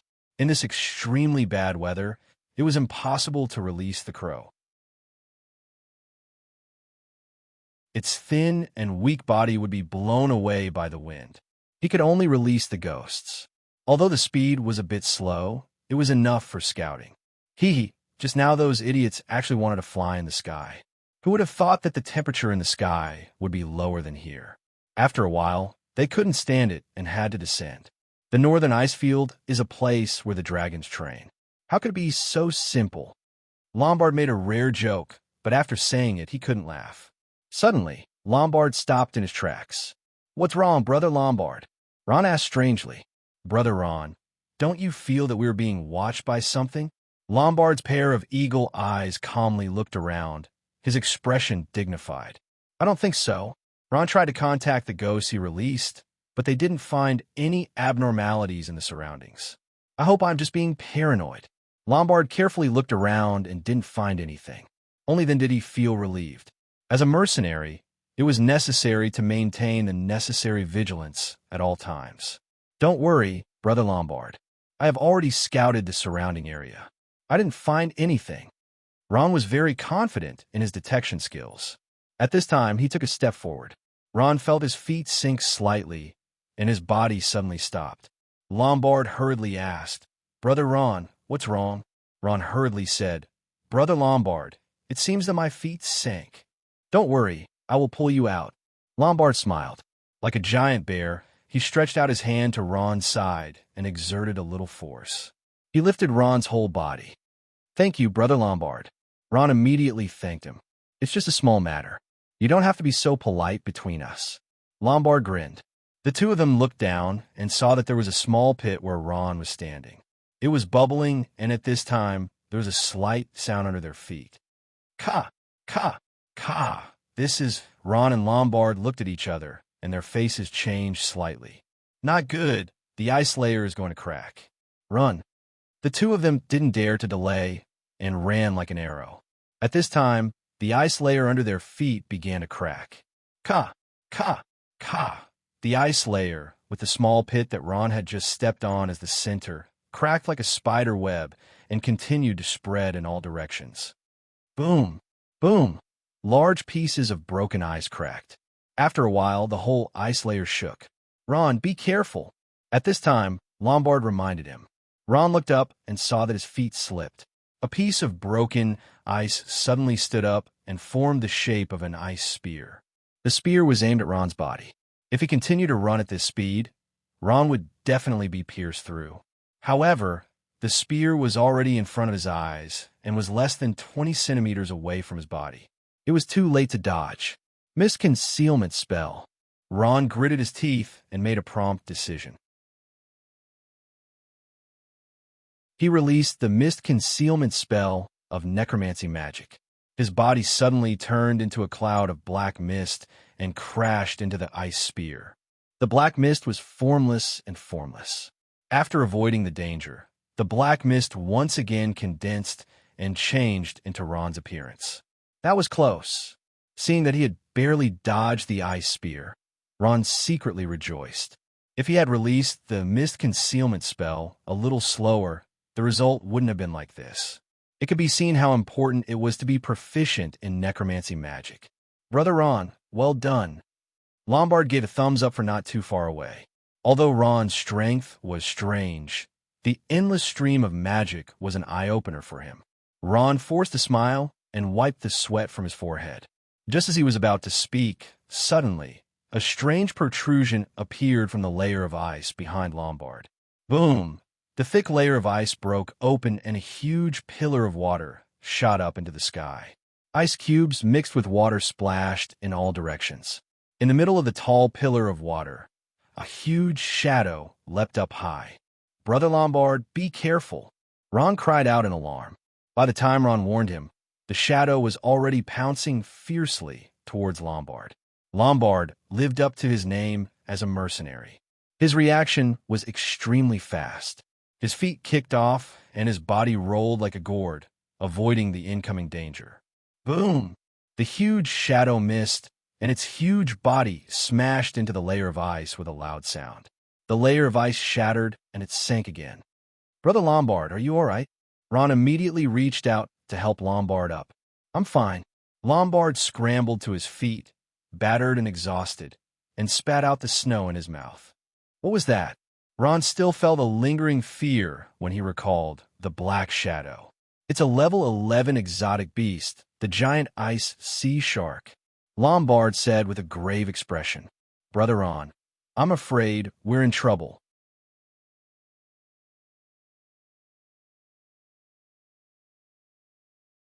Chapter 503.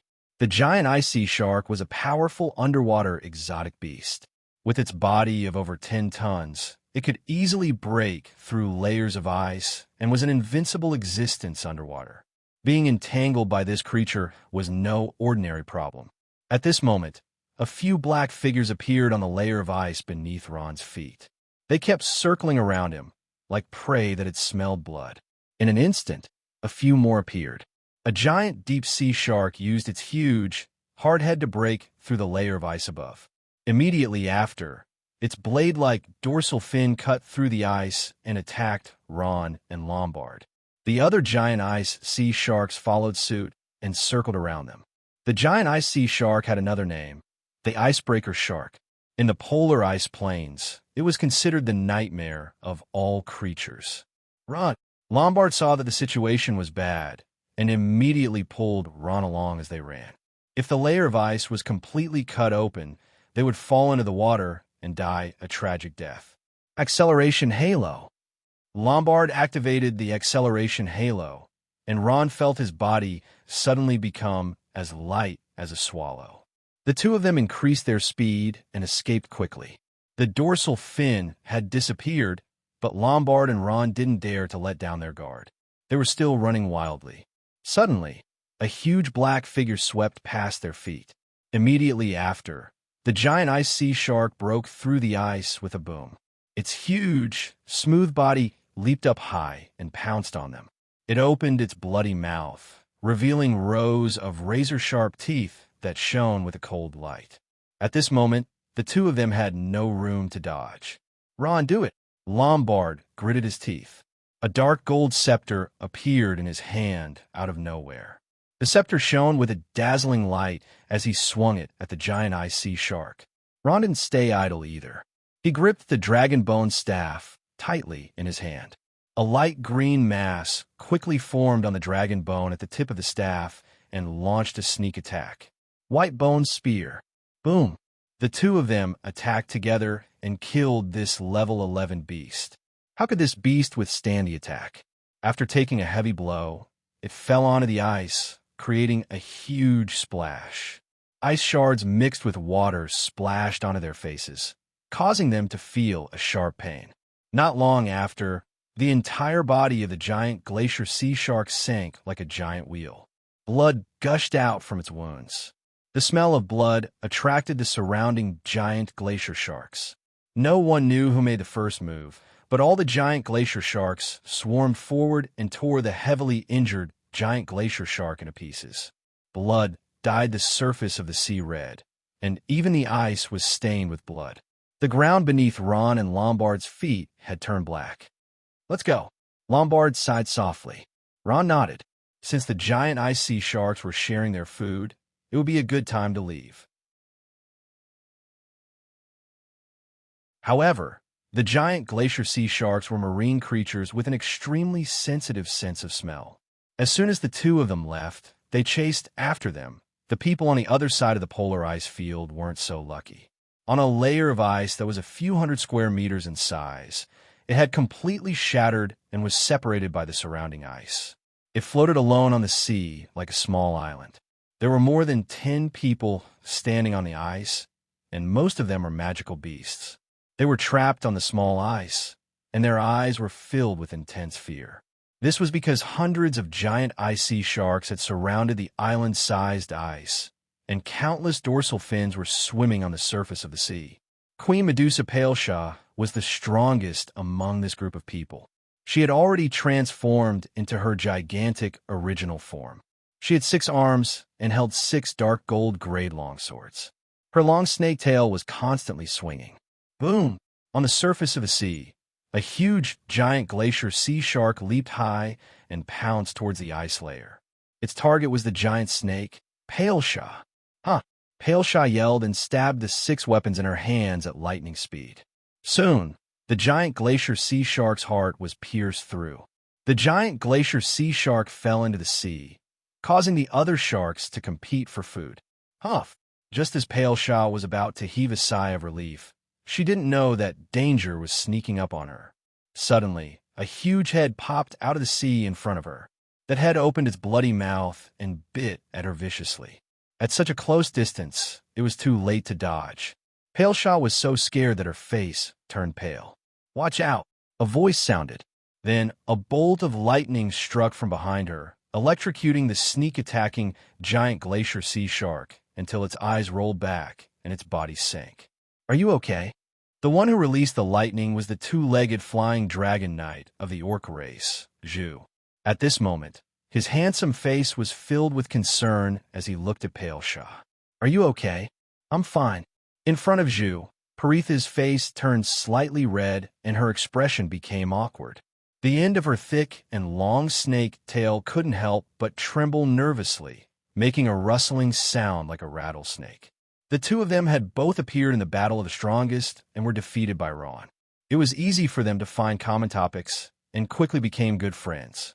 At the same time, their feelings for each other quickly warmed up and they were taking big strides towards becoming lovers. "That's good." Zhu nodded. He didn't dare to look at her eyes and quickly looked away. When he looked at the sea, a trace of worry flashed in his eyes. "What do we do now?" Palesha's gaze turned to the magical beasts behind her. Although they had already reverted to their original forms, they were still trembling in fear. None of them had reached the sanctuary realm. They were looking at the two of them with pleading eyes. A trace of disappointment flashed in Palesha's eyes. She gradually withdrew her gaze and bit her lips. "What else can we do? We can only take one step at a time." Zhu didn't say anything. At this moment, there was a change in the sea. Dozens of giant glacier sharks lined up in a row and swept up a wave that was dozens of meters high, attacking the small ice layer. Everyone's expression changed. Zhu said, "Everyone be careful." Boom! The waves came and drenched everyone. The entire ice layer began to tremble as if it was on the verge of collapsing. Immediately after, the second wave came. Hundreds of giant glacier sharks worked together to create a huge wave and attacked the demonic beasts on the ice layer. "Zhu, think of something." Pale Sha was so scared that her face turned pale. Although she was good at swimming, she couldn't compare to the exotic beasts in the deep sea. If she fell into the water, she would be killed. Zhu Yu was so anxious that he was sweating profusely. There was nothing he could do. At this moment, the ice layer couldn't withstand the impact of the waves and began to crack. Half of a huge brown bear's body fell into the sea. "Help! Help me!" He screamed and struggled, desperately trying to swim to the shore. He wailed and his body sank. His whole body was dragged into the water, leaving only the sound of bubbles on the surface of the sea. All the demonic beasts looked at each other in shock. The brown bears were the overlords of the land. However, such a powerful creature couldn't even exert half of its combat power in the water. It was instantly torn apart by the giant glacier sharks. "We're doomed." Pale Sha seemed to have seen her future. The wave came again, and the ice layer was completely shattered. If it came again, none of the demonic beasts would survive. I don't care anymore. I'm leaving." At this moment, a demonic beast roared. It was a golden-winged condor. It was a level 12 demonic beast. It stomped on the ground and flapped its 2 huge golden wings. It ignored the violent snowstorm and flew into the air. However, the temperature in the air almost froze it into an ice sculpture. It had no choice but to land and fly close to the surface of the sea. At this moment, the giant glacier sharks on the surface of the sea suddenly jumped up high and bit the golden-winged condor's leg. The golden-winged condor didn't even have time to wail before it was dragged into the water. The splash announced its death. Now, they couldn't even fly away. Everyone's eyes were filled with despair. What should we do? In the distance, Ron and Lombard, who were hurrying on their way, looked at the scene quietly. Ron couldn't bear to see them die. If we save them, I'm afraid we will die too. Lombard took a deep breath and said, but we can't just leave them to die. Ron frowned with worry. He had a good impression of Zhu Yi. Lombard nodded. We'll listen to you. We'll give them a hand. Ron thought for a while and said, Brother Lombard, you hold those guys back for a while. I'll save them. Okay. Lombard didn't waste any time. He took out his scepter and emitted a ray of holy light. The holy light shone down and attracted the giant glacier sharks. Ron, on the other hand, took a deep breath and waved the dragon bone staff in his hand. Surrounded by black mist, he raised his hands and summoned the wall of bones. Crack, crack, crack. Dozens of walls of bones appeared on the surface of the sea, isolating the giant glacier sea shark. These walls, which were even stronger than ice, blocked the surging waves. Like a bridge, they connected the shattered ice on the other side. What's this? Zhu Yi was puzzled when he saw the wall of bones. When he saw Ron in the distance, his eyes widened. What are you waiting for? Jump up. Ron shouted anxiously. Parisa, this? Zhu Yi looked at Parisa and asked her for her opinion. Parisa's eyes flashed, and she pushed him helplessly. What are you waiting for? Let's go up. We can't help but owe him a favor. Before Zhu Yi and Parisa could react, the other magical beasts had already climbed up the wall of bones and jumped onto the shore quickly. Zhu Yi and Parisa had no choice but to follow them to the shore. At this moment, the magical beasts in the sea became angry when they saw their prey flying away. They started to attack the wall of bones. However, the hard wall of bones was not as fragile as the ice. They tried their best to bite it, but they could only break it a little. Ron, thank you. Zhu Yi jumped down the wall of bones and thanked Ron sincerely. There was a trace of melting on his cold face. Parisa was not convinced. She pouted. Ron, don't think that I'll be grateful to you just because you saved me. I still remember the humiliation from the last battle. Ron smiled. Don't worry about it. When everyone stepped out of the ice and let out a sigh of relief, they saw Lombard running back. He waved his hands desperately and signaled everyone to leave. Behind him, a pornographic novel appeared. A dorsal fin that was 10 times bigger than a normal giant glacier shark appeared. That is... Parisa's expression froze.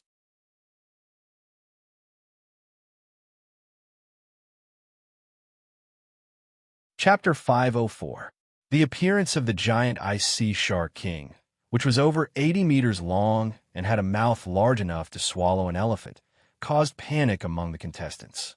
The giant ice sea sharks were solitary creatures, but when a king beast appeared, they instantly became united. Together with the giant ice sea shark king, they swarmed toward the contestants, no, the magical beasts. Level 14. When they saw the giant glacier shark king, everyone was stunned for a moment. A level 14 exotic beast was like a nightmare to those who had just reached the sanctuary realm. We have to retreat. Lombard's face was grave, and his hand that was holding the scepter was trembling slightly. Go! Queen Medusa hurriedly pushed Zhu Yi and said, with the giant ice sea shark king's size, even if she transformed in her final form, she would still be swallowed by it. White bone wall. Ron waved the staff in his hand, and the holy weapon emitted a faint green glow. Immediately after, rows of white bone walls appeared out of thin air and rose from the ground, blocking the giant ice sea shark king's path. The hard skeleton was as clear as white jade. Outside the white bone walls was a sharp bone spike that stood erect. Anyone who touched it would die. After the white bone walls stopped the giant ice sea shark king, Ron led the team and slowly retreated. At this moment, something unbelievable happened. With a boom, the already turbulent sea suddenly shook violently. Waves more than 10 meters high rose around the giant ice sea shark king, and an unparalleled force spread out. Immediately after, everyone felt their heads go dark, as if something had covered the sky. What? Ron's eyes widened. He didn't expect the giant ice sea shark king to leap over the white bone wall that he had painstakingly built. Although the attack hadn't started, everyone could feel an enormous and oppressive aura. Shoot away. Lombard's expression changed. His body lit up with an acceleration halo, and at the same time, he quickly ran away. Without waiting for Lombard's reminder, everyone ran away. Danger was approaching, and no one was that stupid. At this moment, the giant glacier shark king had already arrived. Boom! The gigantic body that was over 80 feet in length smashed down, causing a deafening explosion.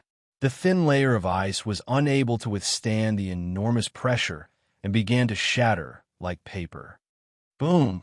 Boom! Boom! It was as if a calamity had befallen the earth. With the giant glacier shark king as the center, the cracks continued to expand and spread outwards like a spider web. Many people lost their footing and fell into the water, struggling nonstop. I'm falling, save me. Help! Wah! A shark is biting my leg. In the cold sea water, the magical beast that had already escaped the calamity once again suffered misfortune. They were constantly struggling in the water for help. But in this environment where everyone was in danger, who could save them? Those giant glacier sharks wouldn't let go of this opportunity. These emotionless exotic beasts started a grand massacre. Those floating magical beasts sank and were dragged into the water. Soon, blood dyed the entire surface of the sea red. Relying on the mist concealment spell, Ron kept jumping between the shattered layers of ice. He was as agile as an elf and didn't fall into the water. Plop! Lombard, on the other hand, was not so lucky. The ice layer broke faster than his charge. He missed a step, and his whole body fell into the cold sea. Lombard cried out in his heart. However, he was still calm. Relying on his skillful swimming skills, he quickly swam in the water. He had to get back to the shore as soon as possible. Through the cold sea water, Lombard saw a few pairs of blood-red eyes staring at him. At the same time, a few black figures were rapidly approaching him. Lombard's heart sank. The giant glacier sharks were extremely fast in the water. It was too late to dodge them. Oh no! Lombard turned pale with fright. Just as he was about to resist with all his might, a black fog instantly enveloped him and wrapped him tightly. Before he could say anything, his body was lifted into the air and left his original spot. He turned around and saw a white-boned spear sticking out of the head of the giant glacier shark. Needless to say, it was Ron's doing. Ron placed Lombard on the nearest ice surface. The two of them heaved a sigh of relief at the same time. Brother Ron. Lombard was about to say something, but was interrupted by Ron's glare. Brother Lombard, if you thank me, you're looking down on me. Lombard didn't want to thank him, but Ron beat him to it. He was at a loss for words and smiled embarrassedly. There were many powerful demonic beasts, and only a few of them fell into the water. Most of them escaped from the shattered ice layer. Although they were battered and exhausted, they managed to keep their lives. Seeing that the demonic beasts were escaping one by one without eating any of them, the giant glacier shark king was finally enraged. It opened its mouth wide and let out a cow-like roar. At this moment, the tiny eyes of the giant glacier shark king flashed with a ferocious glint. A strange suction force appeared in its mouth, sucking the surrounding seawater and ice into its cave-like bloody mouth. A powerful suction force came. Before the contestants who had just escaped a calamity could breathe a sigh of relief, they were faced with another crisis. Oh no, it's going to devour us. All the contestants turned pale with fright and continued to run for their lives. Even though they were also expert from the sacred domain, they could only retreat in defeat in front of this huge sacred domain exotic beast. The giant glacier shark king's skill was devouring. It devoured everything. Run. The same thought appeared in everyone's mind. They no longer cared about anything else and continued to run. However, at such a close distance, it was impossible for them to run away so easily. Some of the demonic beasts didn't even have the chance to cry out before they were sucked into the giant glacier shark king's mouth. This is bad. Lombard felt as if his body was being pulled by something. He used all his strength, but he couldn't break free. Ron was the same. The black mist could no longer hide his skinny figure. Domain. Lombard didn't know why, but this word popped up in his mind. If he had a domain, he would be able to resist the giant glacier shark king's devouring skill. Unfortunately, he had just stepped into the sacred domain and didn't have any domain skills. There was a huge difference between having a domain and not having one. At this moment, Lombard was filled with regret. Zhu and Paraisha were the same. They had just stepped into the sacred domain and didn't have the time to cultivate any domain skills. Zhu, quickly think of a way. Paraisha was already pale with fright. At this moment, she could only rely on the beast man beside her. Zhu's face was still as cold as ice, but there was a hint of anxiety on his face. Facing a powerful level 14 exotic beast, he couldn't think of a way since he had just stepped into the sacred domain. Ron took a deep breath. At this point, he could only wake up Grandpa Homelin, even though he didn't want to use this method. Just when everyone was in despair, a glaring light suddenly appeared in the sky. What's that? Paraisha, who was blown around by the wind, was shocked. It's lightning elemental energy. Zhu's eyes widened in disbelief. What appeared in the sky was the lightning elemental energy that he was most familiar with. As soon as Zhu's voice fell, a lightning bolt as thick as a water bucket struck down with a powerful force. Boom! The lightning bolt struck the giant frozen sea shark king, creating a loud noise. Along with the glaring light, the lightning bolts were like a web. The giant frozen sea shark king let out a loud wail. It was obvious that this strike wasn't easy for it.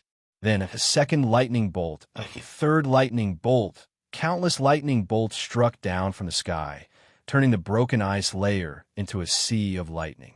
As a king beast, the giant frozen sea shark king was in a better state. With its powerful defense, it managed to survive. Although it couldn't last for long, the ordinary giant frozen sea sharks weren't so lucky. Crackling sounds could be heard.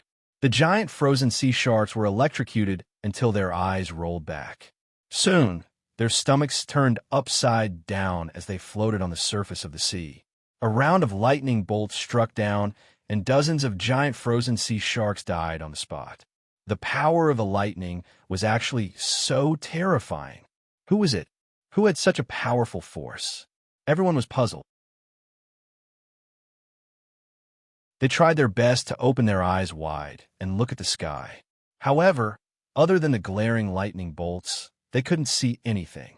Although we don't know who he is, he did save us, Lombard said. He paused and continued, I don't know who he is, but he is very powerful. Very powerful. Ron didn't say anything, but he seemed to agree. At this moment, the giant frozen sea shark king couldn't hold on any longer. It roared, and its huge body started to sink slowly. Huge waves appeared on the surface of the sea, and the rising seawater soaked everyone's ankles. The huge dorsal fin gradually disappeared, followed by a huge tail. Faced with such terrifying lightning bolts, the giant frozen sea shark king wisely chose to retreat. The lightning bolts stopped as well. The opponent knew that he couldn't chase after the king beast. In the sea, the king beast was invincible. The dark clouds slowly dispersed, revealing the true appearance of the king beast. At this moment, Ron opened his eyes wide. He didn't expect that the person who saved him would be this person. The king beast was covered in golden feathers, and it didn't seem to be afraid of the cold wind at all. It flapped its wings gently, and a long tail dragged behind it. Its arrogant head was raised high, and it looked like an eagle with horns on its head. A trace of contempt flashed in its eyes as it looked at the crowd. It's him. Ron gasped. The person who saved him was none other than a level 15 magical beast who had part of the bloodline of dragons.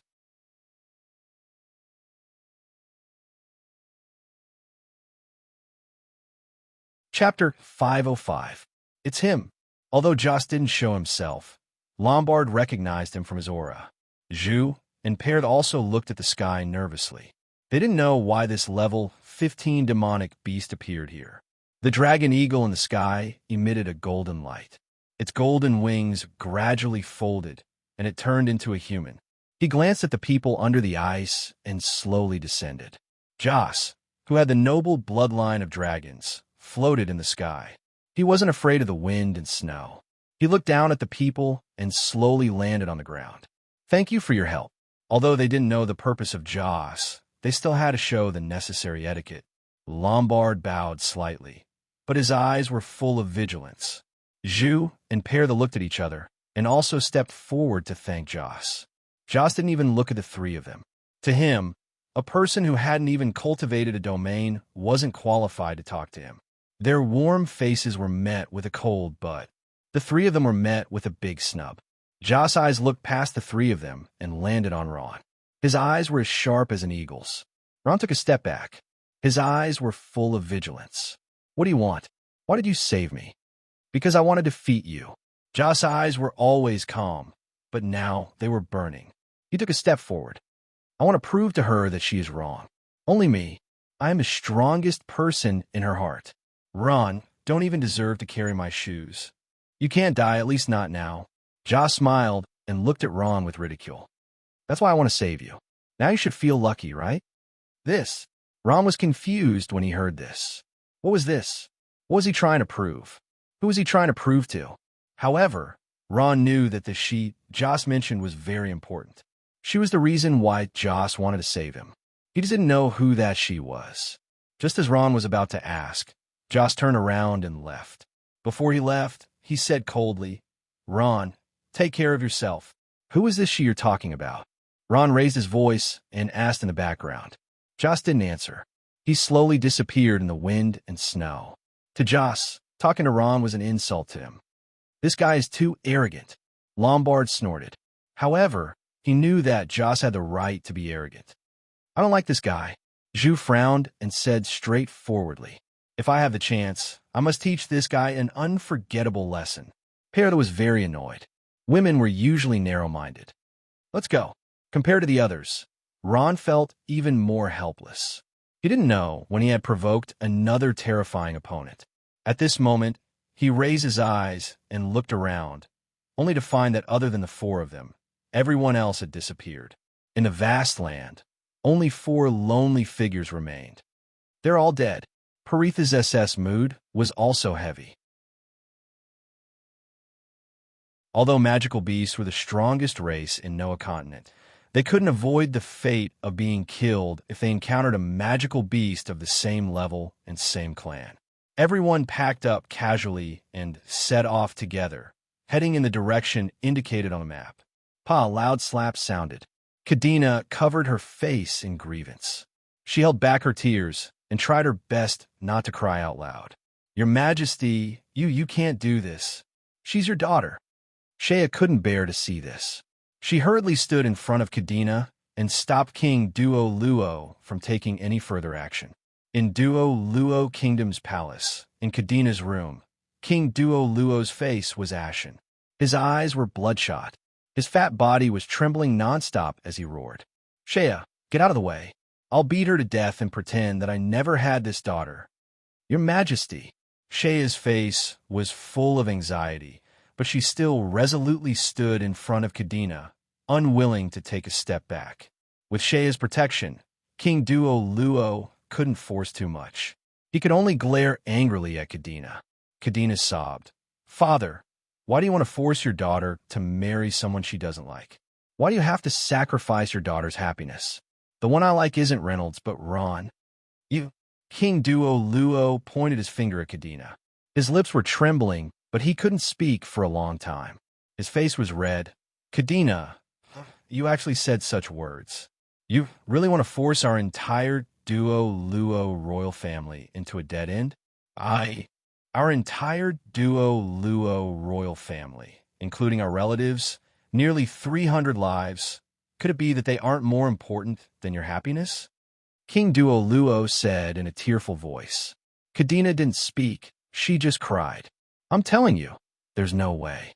If you want to marry, you have to marry. If you don't want to marry, you have to marry. In this life, you have no choice but to be Reynolds' wife. King Duo Luo almost roared these words. Reynolds' wife? At this time, Kadena stopped crying and began to calm down. She sneered and said, Father, don't say I didn't warn you. Reynolds and his father, Ram, already died in the city of living corpses. My dear father, Don't tell me you want your daughter to marry a tombstone? Who said that? Lord Ram and Reynolds have already returned. King Duo Luo coldly said, but his words were no less than a bomb to Kadena and Shea. W8. What? Ram and Reynolds have returned. Kadena simply couldn't believe her ears. Suddenly hearing this news, her face turned ghastly pale. Not only was Kadena shocked, even Shea was extremely surprised. This was really too sudden. Could it be that the corpse wizard King Gusi was actually unable to kill them with his strength? Or Shea didn't dare to think about it. Father, are you lying to me? Kadena asked in a trembling voice. Many people already know about this matter. I have no reason to lie to you. King Duo Luo shook his head. I have already received them. Lord Ram and Reynolds have returned triumphantly from the city of living corpses, and they even brought back the sacred sword that he had always yearned for. He paused for a moment. Reynolds will come looking for you in a while. Kadena, you take care of yourself. King Duo Luo coldly threw out these words, turned around and left in a huff, leaving only Kadena standing there in a daze. Reynolds is back. Kadena only came back to her senses after a long time. She weakly sat on the chair, tears falling down her cheeks. What should we do now? On the polar ice field, the sky had already turned completely dark.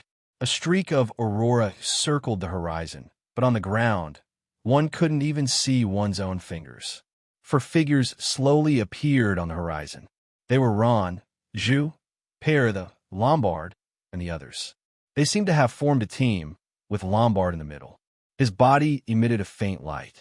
It was the cold resistance halo, which protected everyone in the team from the invasion of cold. Lombard wiped the snow off his face and slowly took out a map from his bosom with his gloved hand. He carefully looked at it with the help of the light on his body and said to everyone, "It seems that we are almost there. Do you still need to look at it?" Ron smiled and pointed at the map. The finish line is right there. Following the direction of Ron's finger, they saw a flagpole standing on top of a short iceberg. The flag that represented the dragons was flying high in the air. Through the ghost, he saw the finish line before Lombard. We are at the finish line. Everyone cheered in their hearts, and they all rushed to the flag. In the past 3 days, they had been wandering in the polar ice field, and they had encountered all kinds of dangers. Although they were powerful, they had almost lost their lives. For example, the powerful giant shark king in the frozen sea, and the Rathgar white bear who could use the blizzard magic. The danger in the polar ice field was far beyond the imagination of ordinary people. It could even be compared to the alien plane. However, they had finally reached the finish line alive. It was no wonder that they were so excited. When Ron and the others reached the finish line, they found that there was already someone waiting for them there. It was the middle-aged man who had given them the map before they set off. The middle-aged man looked at the sky and smiled. Very good, you made it just in time. I have to congratulate you all. You have passed the second test. Ron and the others heaved a long sigh of relief. Very good, Ron. You really did not disappoint me. At this moment, a cold voice sounded, giving everyone a fright. Beside the middle-aged man, Ron actually discovered another person. It was a level 15 magical beast, Dragon Eagle Joss. He was sitting there in a standard posture, ignoring the whistling cold wind. His body was slightly covered with a layer of snow, and he looked like a snowman. He had been waiting for a long time. Joss stood up, shook off the snow on his body, and looked at Ron calmly. Ron frowned and asked, "What are you trying to say?" Joss did not continue speaking. He smiled faintly, turned around, and left. As night fell, the second test ended. There were only 5 people who had successfully passed the test. Zhu Yi said, "Fortunately, we are all pornographic novels. We passed the test. But then again, this polar ice field is a training ground for dragons. It is really a little dangerous. Yeah, if it wasn't for that mysterious black-clothed man that night, we would have been dead long ago," Ron said rejoicingly. Everyone did not forget that yesterday evening, they actually encountered a level 15 Rathgar white bear king beast. The strength of a level 15 exotic beast made them despair. When everyone was exhausted from the battle, a mysterious black figure suddenly appeared and easily killed that powerful Rathgar white bear before swaggering off, leaving Ron and the others dumbfounded. They knew that if it wasn't for that mysterious black-clothed man's sudden appearance that night, they would not have reached the finish line at all. The exotic beasts that lived in the polar ice field were extremely powerful.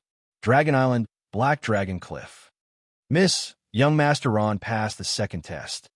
Sharon opened the door and said in surprise and joy. Ron's mother, Bellis, was sitting on a chair, reading something that looked like a magic biography. When she heard that, she quietly put down the book in her hand, and a faint smile appeared on her face. He passed. This is a good thing. The second test was basically set up for the experts of the sacred domain. Ron passed. This is not simple. Of course. Sharon nodded and said happily, but young Master Ron has a few friends of the sacred domain. They form a team and reach the finish line together. I see. Bellis nodded with a smile. Sharon asked curiously, Miss, you don't seem too happy? Young Master Ron passed the second test. No, I am very happy. Bellis smiled, and a faint smile appeared on her face.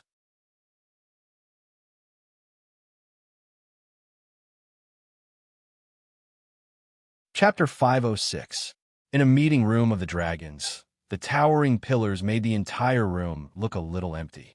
As the patriarch of the dragons, R.A. Firth sat in the middle, and the vice-patriarch Frigga sat below him. Below the two were a group of dragons' elders, all of whom were at the peak of the sacred domain.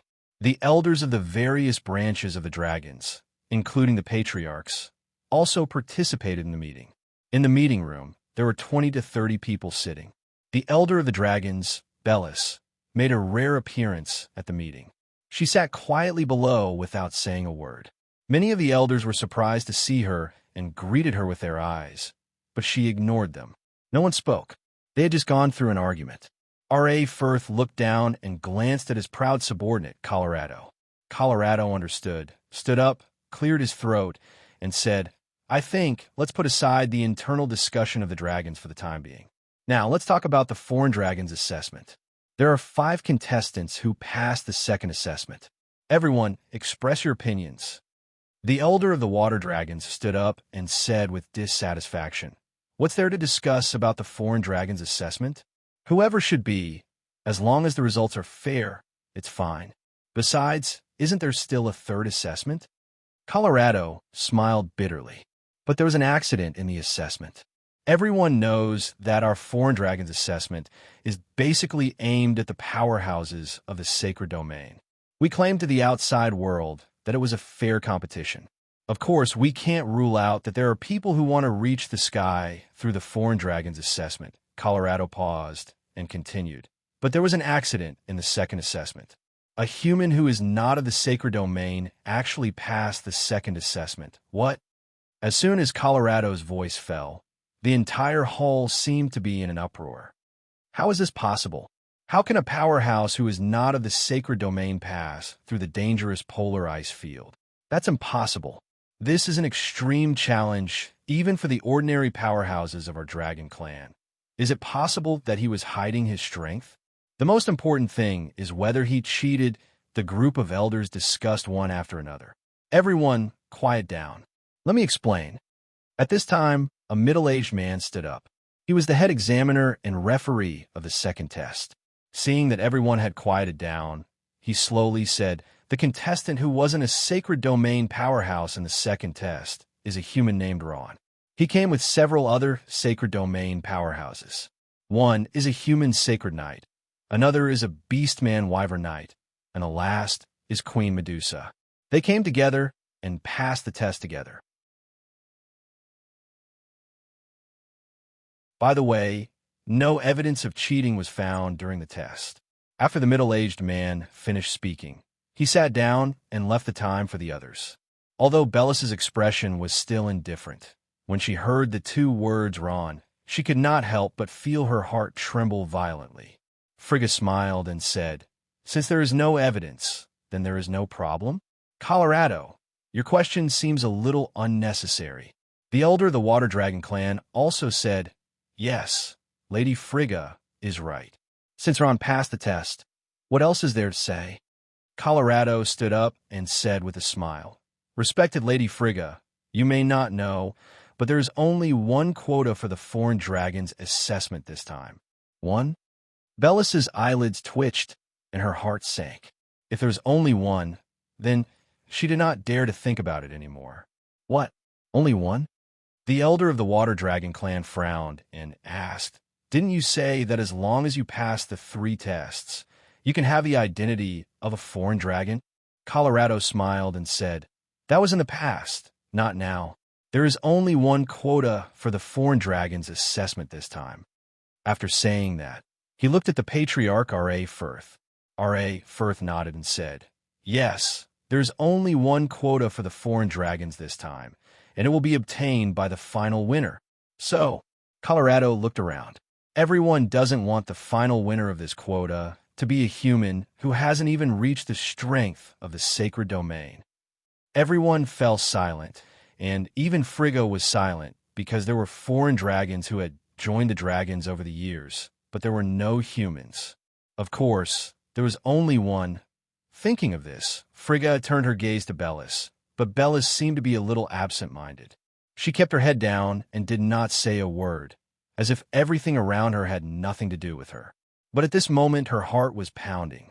Colorado smiled and said, "Actually, I already have a candidate in mind for the quota for the foreign dragon's assessment. That is the first level, 15 magical beast to reach the destination in the second test. The Dragonhawk who is part of the bloodline of dragons, Joss. I believe that he is the most qualified to become a foreign dragon." After Colorado finished speaking, there was an uproar in the hall. The Water Dragon Elder, who had always been upright, frowned, stood up, and said righteously, "Sir Colorado, I don't think this is appropriate. Since the Patriarch said that there is only one quota this year, we have nothing to say. But discussing this candidate now seems to be predetermined. I think this is against the spirit of fairness. Yes, if we lose, no one will have anything to say, but if we directly predetermine the candidate, this is biased." Another dragon's elder also said, "If that's the case, there's no need to carry out the third test. Just appoint him directly." Another elder said sarcastically. The elders in the hall were all against Colorado's decision. Colorado looked at La Firth helplessly. This candidate was approved by the Patriarch and could be said to be a predetermined candidate. But now he met with resistance. He originally wanted to pass it directly in the Elders' Assembly of the Dragons. At this time, La Firth frowned and waved his hand. "Everyone be quiet." Seeing that the Patriarch had something to say, everyone calmed down. La Firth said slowly, "Everyone is right. The quota for the foreign dragons needs to be competed fairly. Since that is the case, then let's use strength to speak. I believe that if it is gold, it will shine wherever it is. The strong will always be the strong. No matter what method is used to compete, the strong will definitely trample the weak under their feet." La Firth's words were very clear. The candidate he supported was none other than the 10 pornographic novels.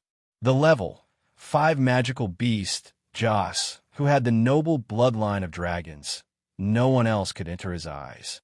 In fact, the Elders of the Dragons also knew that Joss was the most suitable candidate. It was just that the procedure had to be fair and just. Colorado smiled and took a step forward.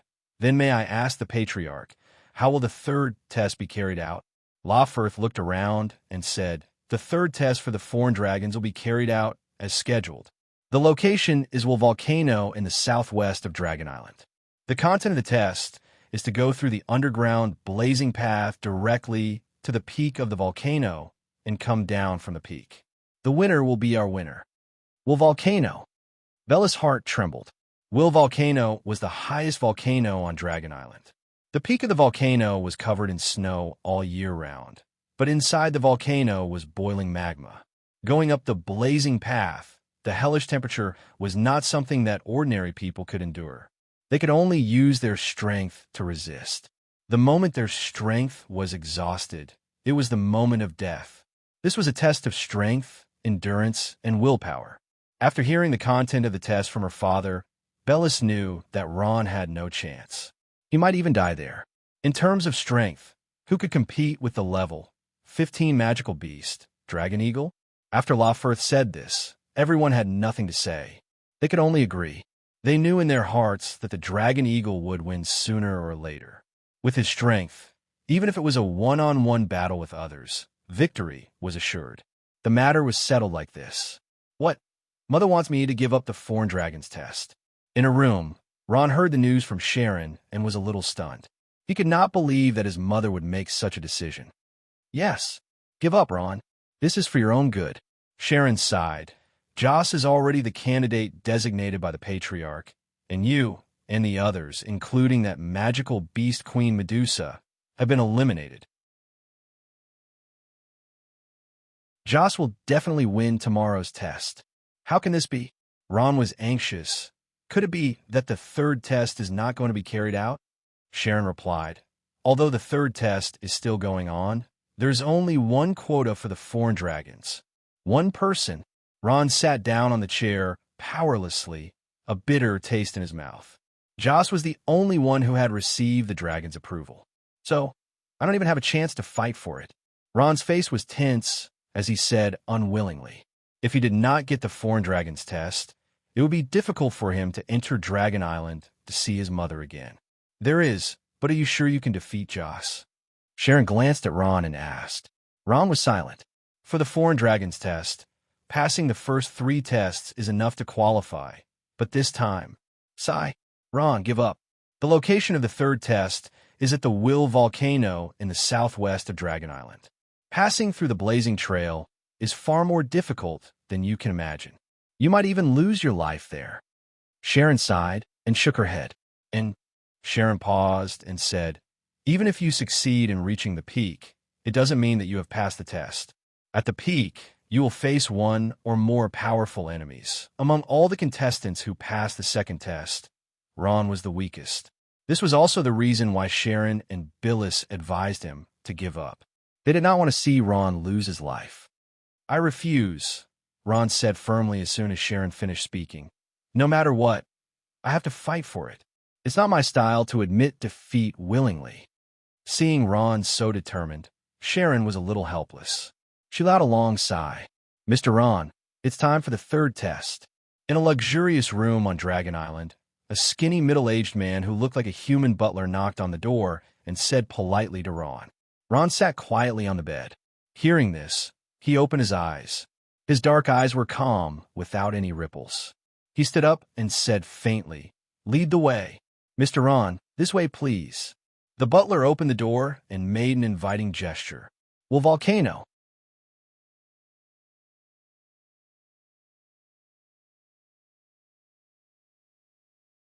Chapter 507. Will Volcano was located in the southwest of Dragon Island.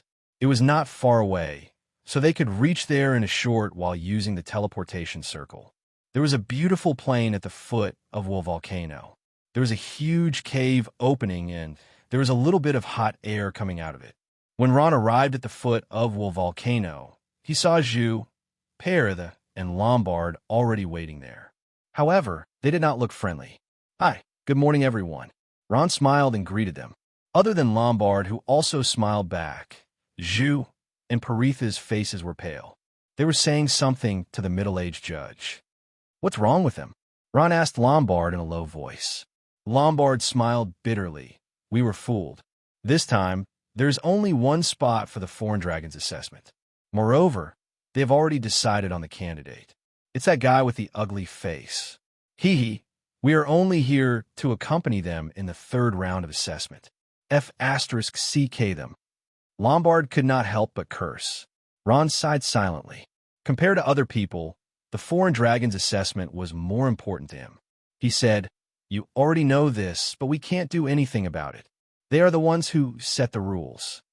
Lombard said, the most infuriating thing was that for the third assessment, we had to start from the foot of the mountain and run all the way to the top. But that guy who was predetermined started from the middle of the mountain, leaving us far behind in the dust. This is not fair. This is not fair.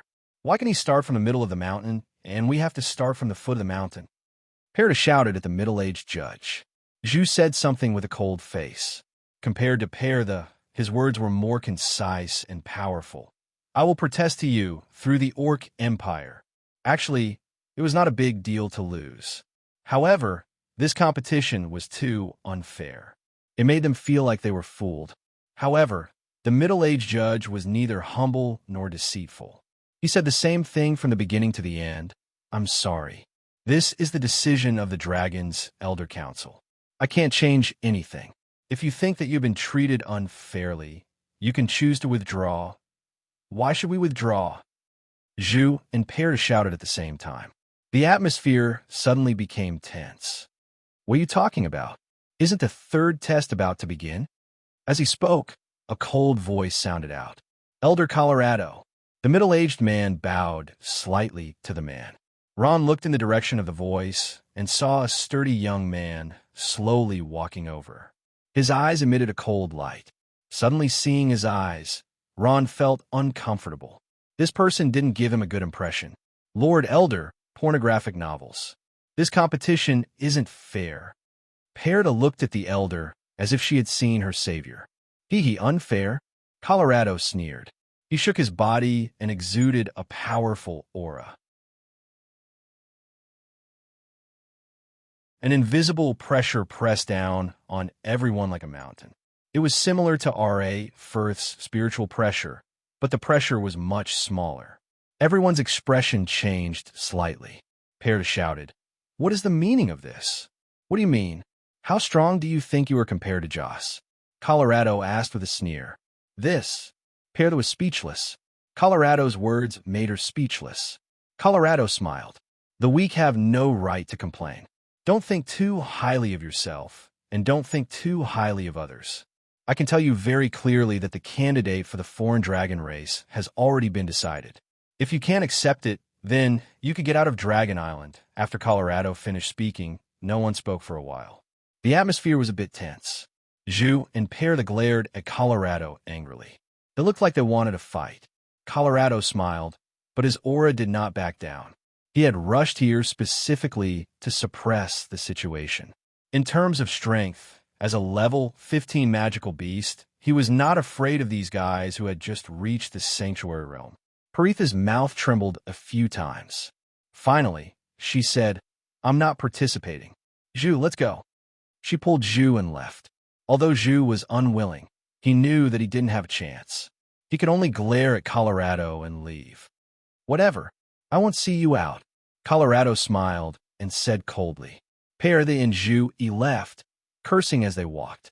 Ron had been watching Colorado's performance with cold eyes, and he began to calculate in his heart. At this moment, Colorado turned around and looked at Ron and Lombard. "What do you two plan to do?" "This." Lombard hesitated. He looked at Ron beside him. Ron didn't even think, "Of course I'll participate." "Oh." Colorado was surprised. He didn't expect Pear to still be so determined. Lombard said, If that's the case, then I'll participate too." Seeing how determined Ron was, Lombard couldn't refuse. "Very well." Colorado didn't comment. He nodded faintly. "I have nothing to say to a deserter. Those who can participate in the assessment are heroes. Although this assessment is a little dangerous, then the assessment can begin. Good luck." Colorado smiled and said to the two of them. Ron nodded. He walked step by step to the huge hole. Before he reached the hole, he felt a wave of heat. The temperature inside was so high that it was suffocating. Lombard also walked behind Ron, but he was still a little hesitant. The middle-aged man said, "This is the blazing trail. It's the only way to the top of Will Volcano. You can only walk up step by step. You can't fly or use any magic potions. We will monitor everything here through the magic crystal ball. If you're found to be cheating, you'll be disqualified." Ron nodded. "I know, right, Ron?" At this time, Colorado, who was about to leave, suddenly turned around. That dragon's hawk Joss has already set off. I'm afraid he's almost at the top of the mountain now. Also, let me remind you, there's only one quota for foreign dragons this time. After that, he smiled coldly and strode away. Ron nodded and smiled at Lombard. "Brother Lombard, let's go." As soon as the two stepped into the hole, they saw an extremely strong heat coming toward them. This temperature alone was enough to cook an egg. Fire-resistant halo. Lombard didn't dare to be negligent. He immediately used the fire-resistant halo. A white energy surrounded him and Ron tightly, flowing like water. Ron only felt a chill from head to toe. If he was in hell just now, then he was in heaven now, which made him feel refreshed. "Brother Lombard, thank you," Ron said sincerely. "What are you thanking me for? That's all I can do for you." Lombard smiled. He thought for a while, and then said, "Actually, I wanted to withdraw from the assessment long ago, but I can see that this assessment is very important to you." "Yes." Ron didn't deny it. He nodded, thought of his mother, and added, "It's really important. Let's go," Lombard said with a smile. These two guys actually went up. Watching the two gradually disappear into the hole, Colorado stood outside the hole with his arms crossed in front of his chest. He sneered, and a cold light flashed in his eyes. "Would I tell you that the assessment of Will Volcano has always started from halfway up the mountain? No one has ever walked from the foot of the mountain to the top. Even the experts of the divine realm might not be able to last until the end." Colorado smiled and said to himself, "What a pitiful two. Fire-resistant halo. Is it useful?" Colorado laughed as his body slowly disappeared in the darkness. In the meeting room of the dragon's elders, all the elders were waiting there. They sat in a semicircle. No one spoke, as if they were waiting for something. At this time, Colorado strode in. Patriarch Firth's eyes were half closed, as if he was resting. When he heard Colorado's voice, he suddenly opened his eyes. "The assessment has begun?" "Yes, Patriarch. The third assessment of the foreign dragons has begun," Colorado said. He waved his hand, and a mechanism was slowly activated. The floor of the hall cracked open, and a crystal ball shining with powerful magic power slowly rose from it and floated in the air. A ray of light appeared in Colorado's hand. At the same time, the magic crystal ball's light also lit up, resonating with the light in his hand. After a while, the light dissipated, and a clear image appeared in the magic crystal ball. "Everyone, please take a look," Colorado said with a smile. "They're on their way." All the elders stretched their necks to look at the crystal ball. They saw Ron and Lombard's faces in the crystal ball. They were on a cliff path where even the rocks were burning red. Below them was boiling lava.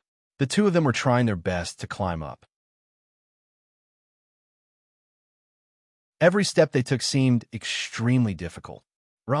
Seeing Ron's image in the crystal ball, Billis' heart trembled. He didn't give up after all.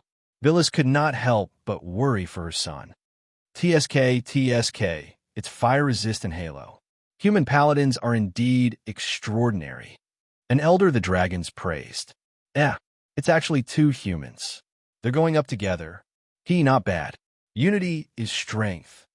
But don't forget that there's only one spot for the foreign dragons. Let's see how they fight for it. Another elder of the dragons sneered. Frigga quietly looked at the spinning magic crystal ball. At this time, the magic crystal ball happened to turn to Ron's face. She saw a face full of sweat but still determined. Frigga's heart skipped a beat. She did not know why, but she felt that this face was familiar. She could not tell why. It was a strange feeling. At this time, the usually serious elder of the water dragon tribe frowned. Why are there only 2 people participating in the assessment? Where are the others?" Colorado replied. "Other than the level 15 Dragonhawk, which left them far behind, everyone else withdrew because they were afraid of such a challenge." The magic crystal ball turned to Joss' figure. "Oh, then I have no questions." The elder of the water dragon tribe sat down.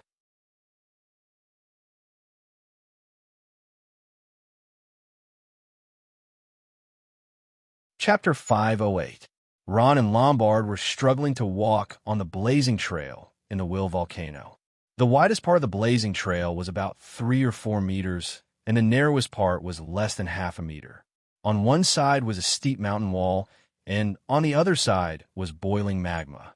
There was no feeling of darkness in the cave, and the boiling magma underground was like a lamp illuminating the whole cave. Ron opened his mouth wide, and the hot temperature almost made him breathless. His feet in soft-soled boots stepped on the ground, making a sizzling sound.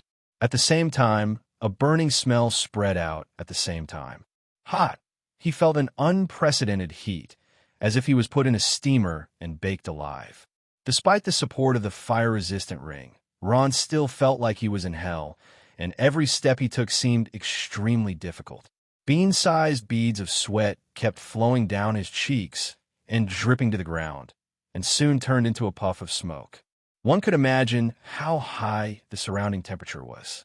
Ron and Lombard were not interested in talking. In this harsh place, every extra movement would consume a lot of strength. This was a test of strength and will. If it were an ordinary person, they would not be able to stand it, but Ron and Lombard still clenched their teeth and continued to persevere. In the fire-resistant ring, there was a cool breeze from time to time, which refreshed people's spirit. An auxiliary skill like this was extremely useful in this place. When passing through the narrow place, Ron's gloves pressed on the wall that was burned red, and a layer of white smoke appeared, which made him frown, but he still didn't feel it and walked quickly. "Brother Lombard, how are you?" At this time, Ron's eyes inadvertently glanced at Lombard's tired eyes, and he was shocked. "No, nothing." Lombard took a deep breath and answered with difficulty. Maintaining the fire-resistant ring here consumed a lot of his energy. "I just feel too tired. By the way, Ron, why do you have to participate in the Foreign Dragons assessment?" Lombard tried to find something to talk about. In this boring space, he had to say something to pass the time. Ron hesitated for a moment. His original intention to participate in the Foreign Dragons assessment was to facilitate access to Dragon Island at any time and see his mother, but this matter was extremely confidential. Once it was known by the Firth, it would be terrible. Looking at Lombard's sincere eyes, Ron didn't want to make up an excuse to get away with it. He gritted his teeth and decided to tell the truth to Lombard. "What? You are actually a human descendant of the dragons?" After listening to Ron's story, Lombard was surprised. He pondered for a moment. "I know, those dragons who think themselves to be noble will look down on human descendants like you. So you want to use this method to return to the dragon race." "Brother Lombard, you are wrong about this." Ron looked straight ahead. His eyes were always calm. He shrugged disdainfully. "I have no interest in joining the dragons. My goal in participating in the Foreign Dragons assessment is to see my mother at any time. The glory of the dragons has nothing to do with me," Ron said calmly. "I see." Lombard laughed. "Brother Ron, as your brother, I will definitely support you. Even if I don't want this place, I will help you reach the top of Will Volcano." "Brother Lombard, thank you." Ron was moved. He thought for a moment. "However, I hope that Brother Lombard won't tell the secret. If the dragons know my true identity, it will bring trouble to me and my mother." "Don't worry, Brother Ron," Lombard said seriously. "Your brother Lombard is not a talkative person. I will keep this matter to myself forever. I will not say a word." Time flew by as the two of them chatted. In a short period of time, they had already walked a long distance. Naturally, the conversation between the two could not be heard through the magic crystal ball. Outside the Dragon Clan's meeting room, all the elders of the Dragon Clan were staring intently. Some of the elders even had sympathetic looks on their faces. Those who had been to Mount Wool knew that the feeling of being roasted alive was not pleasant. "Not bad. You have persisted for so long." The eyes of the elder of the Water Dragon Clan were full of praise. He looked at Ron quietly for a while, then pointed to the crystal ball and said, "Haha, isn't this the candidate who can't even reach the sacred domain? He has persisted in reading pornographic novels. Now this kid is so young. Although his strength has not reached the sacred domain, his willpower is unusually strong. TSK. I think this kid will become a great person in the future." Colorado frowned. For some reason, he had a natural dislike for Ron. He snorted and said, "Elder, you think too highly of him. Don't you see that he has a sacred domain paladin beside him who is constantly blessing him with a fire-resistant halo? Without this halo, I don't think he can even take 2 steps." The elder of the Water Dragon Clan said slowly, It's not as simple as you say. The fire-resistant halo can't completely eliminate the attack of heat. They have to use their own strength to resist it. The longer they stay in the blazing trail, the more their strength will be consumed. When their strength is completely exhausted, these two people will become two dried human corpses. Speaking of this, the elder of the Water Dragon clan paused and smiled slightly. Of course, this is nothing to us dragons, but they're human beings, and I believe they are not unaware of this. Therefore, these two people are gambling with their lives. This courage is worth learning from us dragons. They are just two fools. Colorado sneered, and a cruel light flashed in his eyes. He squeezed out a sentence from between his teeth. There is only one place. I want to see who will fight for this place in the end. Huh. Bellis watched quietly and did not speak. She tried her best to keep a low profile, but her worried expression and actions betrayed her. Frigga stared at the crystal ball for a while and felt bored. For her, watching two weaklings struggling for survival was extremely ridiculous. At this time, she inadvertently glanced at Bellis's face. Huh? Frigga's eyes flashed with a trace of surprise. Aunt Bellis, why? You seem to care about them so much. On the blazing path that was burned red, every step was so difficult. The light of the fire-resistant ring on Lombard's body became dimmer and dimmer, like a torch that could be extinguished at any time in the wind. At this time, Ron's soul power was constantly entwined, and the black mist became thicker and thicker, protecting him like a protective cover. The blazing flame burned his hair, and the temperature in the space was suffocating. Crash! A sound was heard. At this time, Lombard slipped and almost fell. Brother Lombard, be careful. Ron was quick-witted and grabbed him. A few pieces of gravel fell from the edge of the cliff and landed on the crimson magma, causing a series of bubbles. No, Brother Ron, I can't take it anymore, Lombard said while panting. He couldn't care about anything else. He took out a bottle of blue potion from his portal bag and gulped it down. This scene fell into the eyes of all the elders in the meeting room, and they all stood up. Everyone, look, he drank something.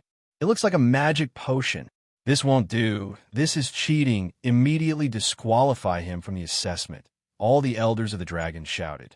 Only the chief pulled Firth away and did not speak. He frowned and waved his hand. Everyone be quiet, continue watching. Ron was shocked.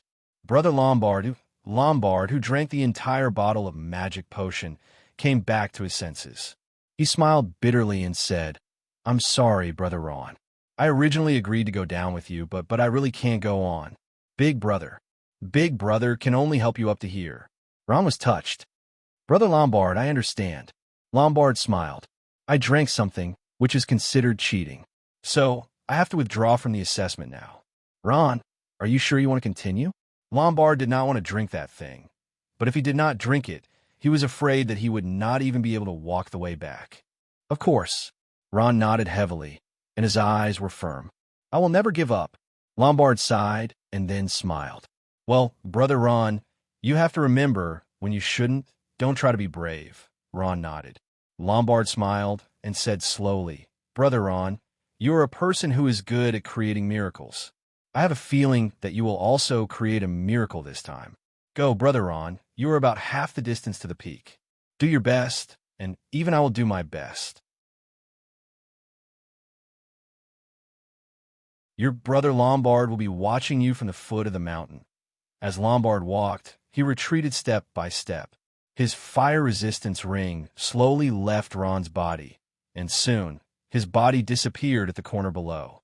The dragon's elders surrounding the crystal ball heaved a sigh of relief. Although the guy drank the medicine, he automatically withdrew from the assessment. In this way, although he was disqualified, the assessment would still continue. Thank you, Brother Lombard. Ron watched Lombard leave.